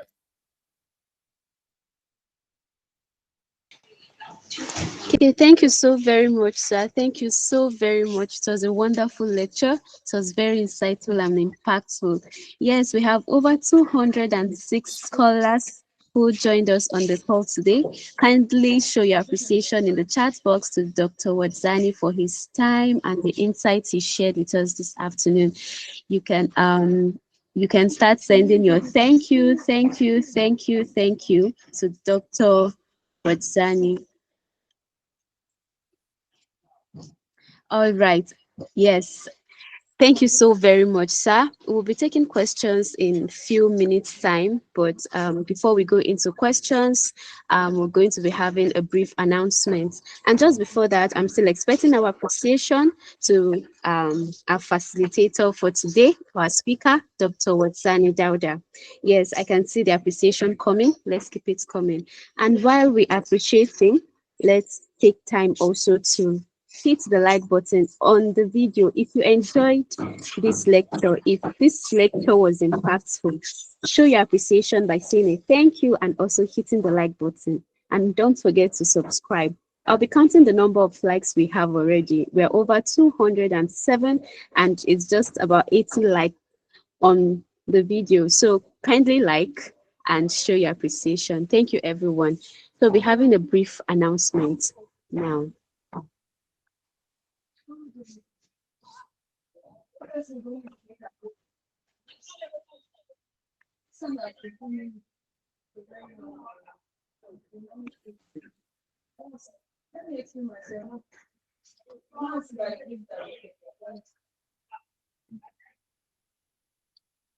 Thank you so much, everyone. After this brief announcement, we'll be taking questions, and our facilitator will be ready to handle them. You'll be typing your question in the chat box after the announcement, and we'll be picking the questions from there, and our facilitator will be responding to them. Thank you, everyone, for joining the keynote lecture for today. This is the Academic and Grant Writing Enclave. Special welcome to each and every one of you. Today's keynote lecture is one of the lecture series we hold at Age. And aside our lecture series, which is almost monthly, we have our academies where we run various trainings on different courses. We have the Academic Writers Academy, which is a 6 weeks online training for academic writers. We are taking registration for the cohort 6. We've had cohort 1 to 5, and very soon we'll be holding cohort 6. Some persons here have registered for Academic Writers Academy cohort 6. So if you want to know what the course is all about and what it entails, just visit our website at www.academicenclave.org/hour. We also have the Grant Writers Academy, which just concluded a few weeks ago. We concluded cohort 2, and we're taking registration for cohort 3 already. This is a 3-week certification course for researchers, non-profit organizations, consultants, and even entrepreneurs who want to secure grants for their research work or organization. And of course, you can visit our website to register for the course also. We also have Data Analysis Academy. We had cohort 3 just a few months ago, and we're taking registration for cohort 4. Of course, you need to analyze data as a researcher, and we got you covered at Data Analysis Academy. Then we have the Research Innovation Academy, and this will be starting soon, this October. Research Innovation Academy for researchers who want to be innovative and creative. This course is for you, and it will be holding this October. It's the next academy we're having at Age. You should register for it. And also, we're present on Facebook, we're present on WhatsApp, we have a WhatsApp channel, we have a Telegram channel on Forge, we're present on Instagram and even on LinkedIn. Kindly follow us. We also have a book that was written by our facilitator. He's an author, the author of the book, Trade Secrets to Scopus Publication. We've sold well over 100 copies. And I tell you, the reviews we received are mind-blowing. You should get your own copy. It's 10,500 Naira for one copy. You should get it. It's still very much available. We also have the Forge, and the Forge is a mentorship platform where you get mentored by Dr. Wadzani himself. Just imagine what you get to gain from Forge. Confidential Healing Circle. It's a one-on-one strategic mentorship group, a career mapping and transition readiness, publication and thesis support clinics, private global scholar network. That is what Forge is all about. Thank you so much for joining us on the call today, and we sincerely appreciate your patience and participation. Right now, we'll be moving on to questions. Yes, I can see the likes at front.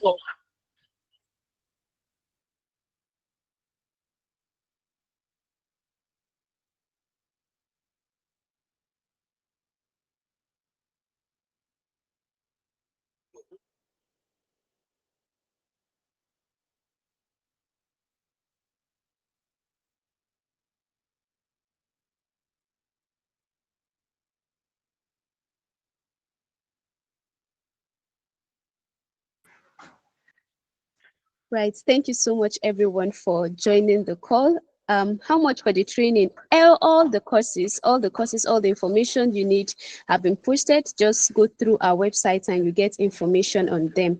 Right now, we'll be taking question and answers. It's time for question and answer. If you have any question, just type it and we'll read it out while our speaker for today answer them. The first question by Sani Usman.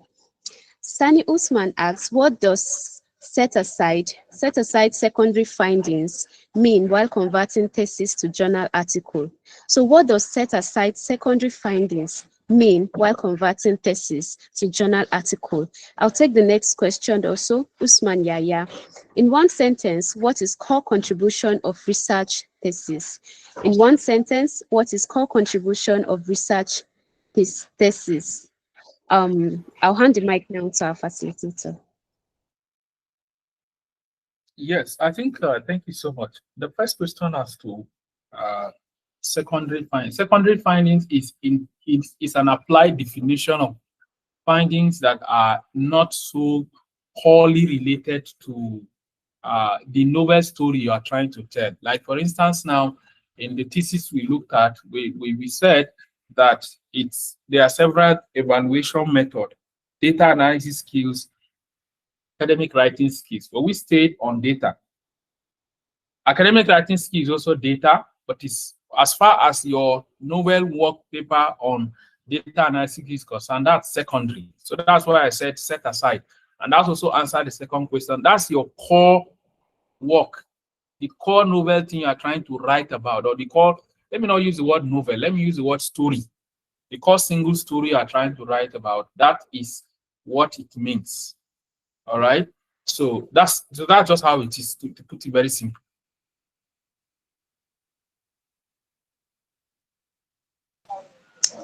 All right, thank you so much, sir. Thank you so much, sir. We'll take the next question by Festus Onikpide. He said, in a situation where a thesis has 4 objectives, can someone focus on 2 objectives in a journal paper? That is a situation where a thesis has 4 objectives. Can someone focus on 2 objectives in a journal paper? The next question by Yekin Iyanda Jimo. How can this knowledge be applied to an experimental research, please? I still want to learn more. How can this knowledge be applied to an experimental research, please? I still want to learn more. All right. Yes. I think I was trying to read the second question. The first question is on, if thesis has 4 objectives. Like I said, a thesis can have even up to 10 objectives and may not be telling a concurrent story or an interesting story. Meanwhile, from one objective, several experiments that could be done, you could have 2-3 storylines. When I say story, means a story, of course, there are people in humanities here. When we define a story means this has a beginning, has an end. That's what I mean by the word story. You are trying to find out this, but the data you generated is not really convincing enough to say this is it. So you could have in your whole objective, in one objective, nothing, you are still trying to figure it out. Then you did objective 2, you are still figuring it out. Objective 3, you are still figuring it out. Why I'm not so specific about what happens in each objective is because there are people from multi-disciplines here. And so I prefer using the word the story.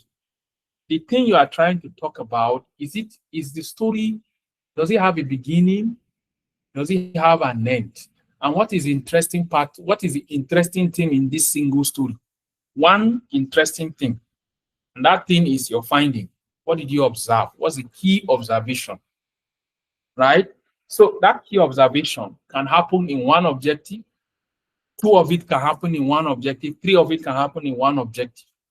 Also, that single story can happen in 2, 3, 4 objectives. You are still figuring it out. So it depends. And of course, it also depends on where you are sending your work to anyway. Yeah. So then I think the second question is on what again, sir? How can this be applied to experimental research? Yes, I'm an experimental biotechnology. So it took a lot to to bring home everybody, because there are people in education, medicine, and all of that. So this one was done generally for humanity so that everybody can connect. But then for experimental, it's even more straightforward. If you apply this, you experiment what you did. Let's say you did an experiment, for instance, now you are working on plant.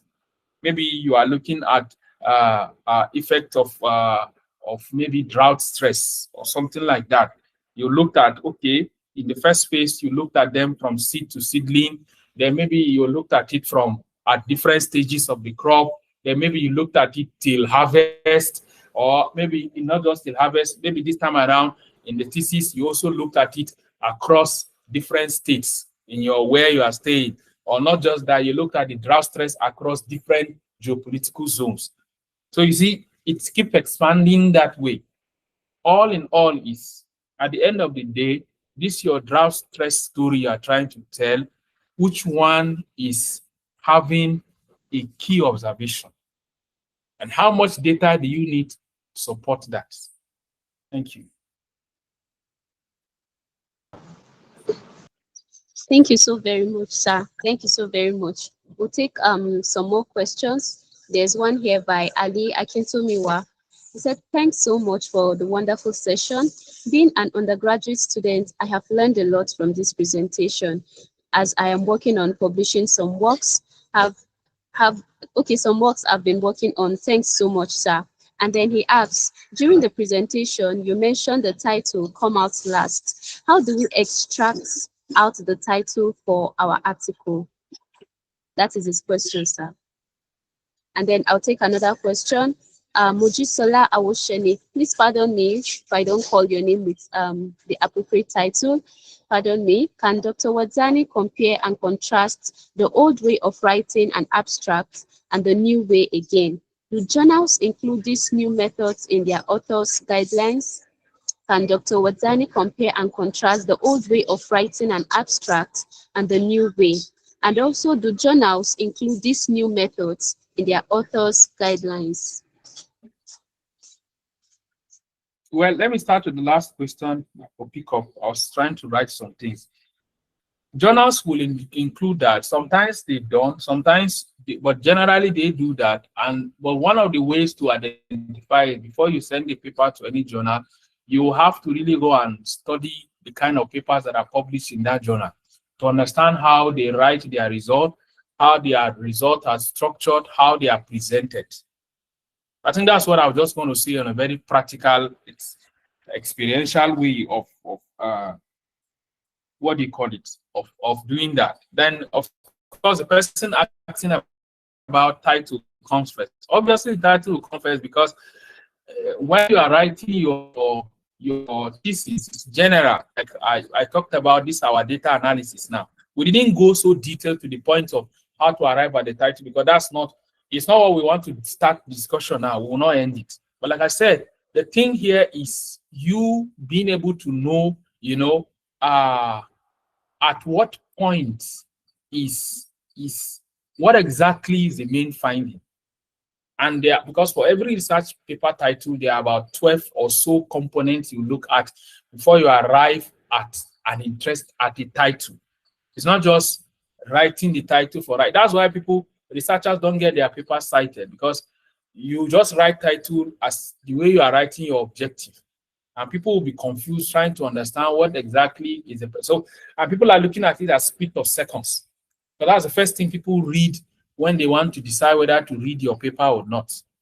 So the thing here is the title will come last because you have to get to understand the discussion, the conclusion of how it connects to other work before you will arrive at a final title. And even at that, some journals will ask you a subtitle. And you and the reviewer, sometimes the reviewers will require a complete change of title altogether. So, yeah. Okay, thank you so very much, sir. Thank you so very much. We'll move on to the next question by Agbo John. Can you publish your work in a departmental conference paper and still go and publish it in an external journal?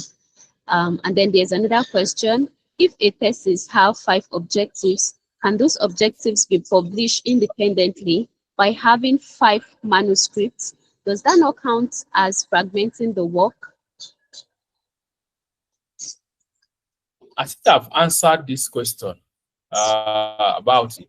That how well maybe the what determines the number of people from a thesis has nothing to do with the objective. I think I've repeated this several times. From objective one depends on how detailed you went into it, because of course I've examined thesis both within and outside. I found out that for most thesis in Nigeria, what happens is that you have thesis with objective 1, 2, 3, 4, 5. And in all of it, when you look at it, it's just very, what do you call it? Very preliminary work that were done in each of it, but they are splitted into objective. The whole of that work can be somebody's activity. That your objective 1, 2, 3, 4, 5. Can be somebody else's activity. Let me give an example. Like, when I went to do my PhD that time, I was feeling great of myself because, I came all the way from Ibu Zaria, and all of that. So I was really, when we now started doing coursework, one of our courses alone, I saw a course, the title of the course is maybe whatever. Let me not go into details so I don't bore. But one title I saw, this title, they are going to just talk about this. We did this during my master's. I had A and all of that. I was ready for it. When we now started the course, my God, we had like 4 lecturers. The first lecturer that came gave us 716 slides. The next one that came gave us like 3 books and several slides also. The fourth one that came took us through several practicals, assignments, all kinds of experimental. We went to lab, did the experiment, reported it, marked, and all of that. The fourth one was even worse. It had to do several presentations. And meanwhile, that course title, I also did that course title in my undergraduate, in my master's that time. So you understand what I'm talking about? It's the same course title, but the contents are different. The level of depth at which each one went. By the time when we were preparing for exams, I remember when you put all the whole document together, it's like what I did the whole of my course, and that master's course put together, the whole course, was looking like a very voluminous document. And the way the exams, when I was in my PhD, was set is the exams are you usually answer all questions. So you can take 2-3 hours writing. Your glucose, you get so exhausted, you have to, so it depends on how deep each one goes. So there is no rule of thumb as to you have 5 objectives, so you have 5 papers. It's not true. So I think I've said this several times. So I think this is what I just want to say on this. Yeah. Okay, thank you so very much, sir. Let's take some few questions more. A question from Olufunke Ajiboye. In manuscript writing, I don't really understand presenting this in diagrams, figures, and tables. Can you expatiate on this, sir? And then there's another question by Enida Chike. Can one extract and publish only literature from a dissertation? If yes, how? I think this will be the last question for today because of our time. The question by Olufunke and then Enida Chike.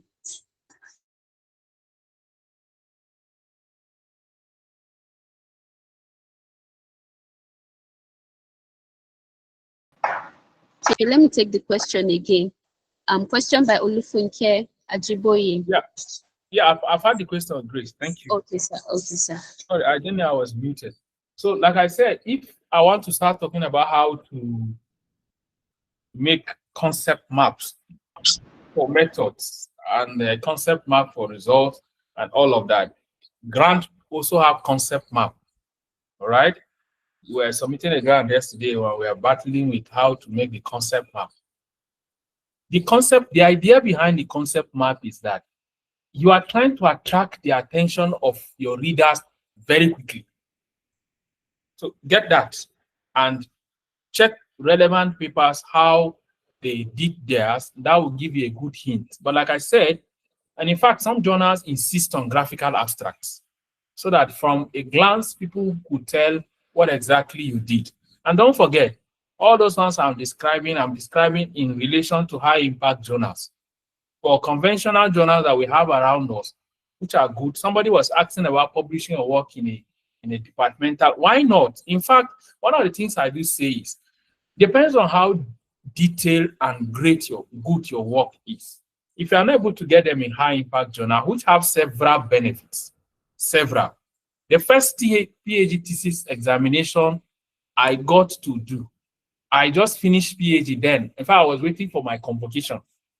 The person, the professor that, what do you call it? The professor that penned my name down, recommended it to the university, went to the vice chancellor, I was elected, saw me on ResearchGate. That's where he saw my work. I was still waiting for my own viva myself.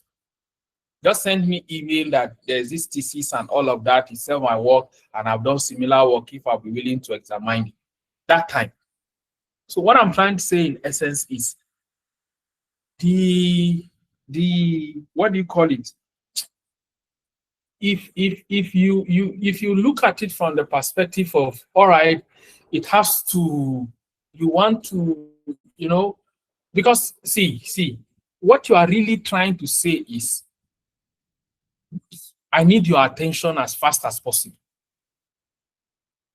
All right? Yeah. The person was asking, because if you've done your work that is, yeah, it's not so high tech or high end, you can't go to a high impact journal, because publishing high impact journal has so many benefits, a lot. People allow people that want to be talking at their own level. They say, they are just talking. I'm telling you from practical experience how these things happen. The number of things that happen from there, because for you to publish in those journals tells people that, yeah, what you did could compete globally, and it is what are giving attention to. Meanwhile, if your work, you've noticed that, yeah, this work I did may not really go to those, the best place to go to are society-based journals, university-based journals. It doesn't matter whether the university-based journal is just starting, it's just evolving, it's good. The reason behind, why do you think people talk about the high impact? Is because the people at the back end that do the editorial work, the review work, are experts in that field. Okay, like today on my to-do list, I've received editorial work to handle some. I'm an editor with +1. They sent like 2-3 manuscripts, and the last 2 weeks they keep sending reminder. I've not had time. So what I plan to do today on to-do list after this webinar, and they'll be sending that reminder for weeks, is I'll create time in the evening to just send it to reviewers and all of that. So you see, this is how these things happen. So in your departmental journal, it's professors, it's your HOD, it's your dean, it's your people that are there. They're the ones that are the reviewers. So it's more credible than just sending it to, some publishers that have no this thing. Then the second question they was asking was on that was actually question actually. Yes, can one extract? That's my friend, Dr. Yanda. Nice to have you around. So, sorry, Dr. Chike, sorry, yeah, the correct name, Dr. Chike. Thank you, sir. So, can one extract and publish only literature review? Of course, yes. And how you go about it is you are not putting everything like as you want it to be. You will have to look at it and have a lot of detail refining to do. Dr. Chike, you went through academic writing. I don't know whether it's data analysis, but I know you're in one of the academic. If it is not in the academic writers training, if you've gone there, where we are talking about the difference between literature review and review paper. If you are going to publish your literature review as a review paper, it will have to go through some little refinement to sound synthetic. Because for literature review, you are more bibliographic. Mohammed did this in 1960, then this person did this in 1970, and this and that. You are giving a very general knowledge of it, all right? But when you are talking about as it concerns your, what do you call it, as it concerns the your review paper, you are more synthetic. So it will have to go through some little refinement. So yeah, thank you. Thank you thank you so very much, sir. Thank you so very much. There's a last question here. The person is leading Agbo John. He's asking if he can publish on department conference paper and still go ahead to publish on external journal. Sorry, I pleaded that will be the last question, but please let's take this also, sir. Can one publish on department conference paper and still go ahead to publish on external journal? If you have already, you can publish if it is a conference is different. Conference paper is not a journal paper. But if that conference is presented, they convert it to a journal and publish it, then obviously you can't. But if it is just they put it into book of proceedings or whatever it is, you can still refine it, because what is conference? You are giving preliminary information there. So you can always refine it, add some more data, and get it to a journal. Yeah. All right. Thank you so very much, sir. Thank you so very much. Please let's show our appreciation in the chat box and thank our facilitator and speaker for today's keynote lecture, Dr. Dauda Wadzani. He has taken his time to really explain to us how to turn our thesis into a journal article. Thank you so very much, sir. Also show your appreciation by liking the video, like this keynote lecture video. Thank you so much. Without wasting much of our time, also I want to invite Professor Isaac Abejiru, that is from the Institute for Entrepreneurship and Development Studies, Obafemi Awolowo University, Ile-Ife, Osun State, to give a facilitator for today the vote of thanks. Prof, sir, you're welcome. Can you hear me? Hello? Yes, sir. Can you hear me? Yes, sir. Okay, thank you very much. Distinguished ladies and gentlemen, thank you so much. And sincerely, I want to congratulate all the participants of this webinar, because even as researchers and also as a mentor, I've gained a lot even from what our distinguished speaker has spoken about. So I congratulate you for being part even of it, and I hope that, yes, you are going to actually make use of some of the insights even to it. So on the basis of that, I want to start by expressing gratitude to our distinguished speaker, and that is Dr. Wadzani Dauda. Sorry if I didn't pronounce even the name very well. So I express upon our heartfelt gratitude to you for delivering such an enlightening webinar on how to turn thesis into a journal article. Sincerely, your insightful presentation provided valuable guidance on navigating the publication process, and we are so grateful even for the expertise you have shared even with us. And I'm not going to forget something that you said, and that is you said that a thesis is like a wardrobe that has so many clothes and many styles, but the research article is just even one that is meant for a particular outfit. I won't forget that. So it's going to be part of what I'm going to be using to also train my students. So, and to all the participants also, thank you for actively engaging with the topic and also contributing to the discussion. Your enthusiasm and interest actually made this webinar even a success.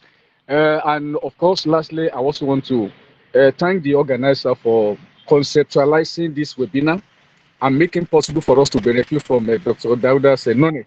Your efforts are truly appreciated. So once again, ladies and gentlemen, thank you. Dr. Dauda, thank you so much for sharing your expertise, and thank you to everyone involved. So God bless.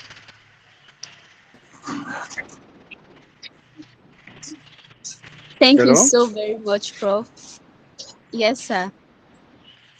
Thank you so very much. Thank you so very much. We appreciate you, sir. Thank you so very much. I can see the thank you message to Dr. Wadzani still coming in the chat box. Thank you so very much, everyone. Thank you so much, Professor Isaac. We appreciate you, sir. Thank you so much, sir.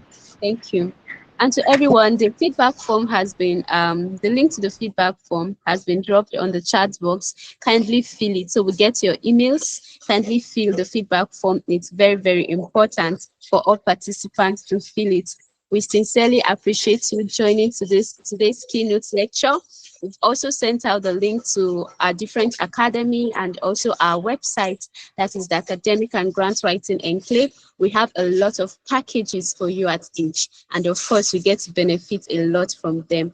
Thank you so very much, everyone. Thank you for joining today's keynote lecture. Thank you for joining us live on YouTube. We appreciate your participation. Thank you so much. Now, don't forget to like the video, subscribe to the channel so you get notified when we post important and resourceful information. Thank you, everyone, and have a lovely day. Thank you. Bye.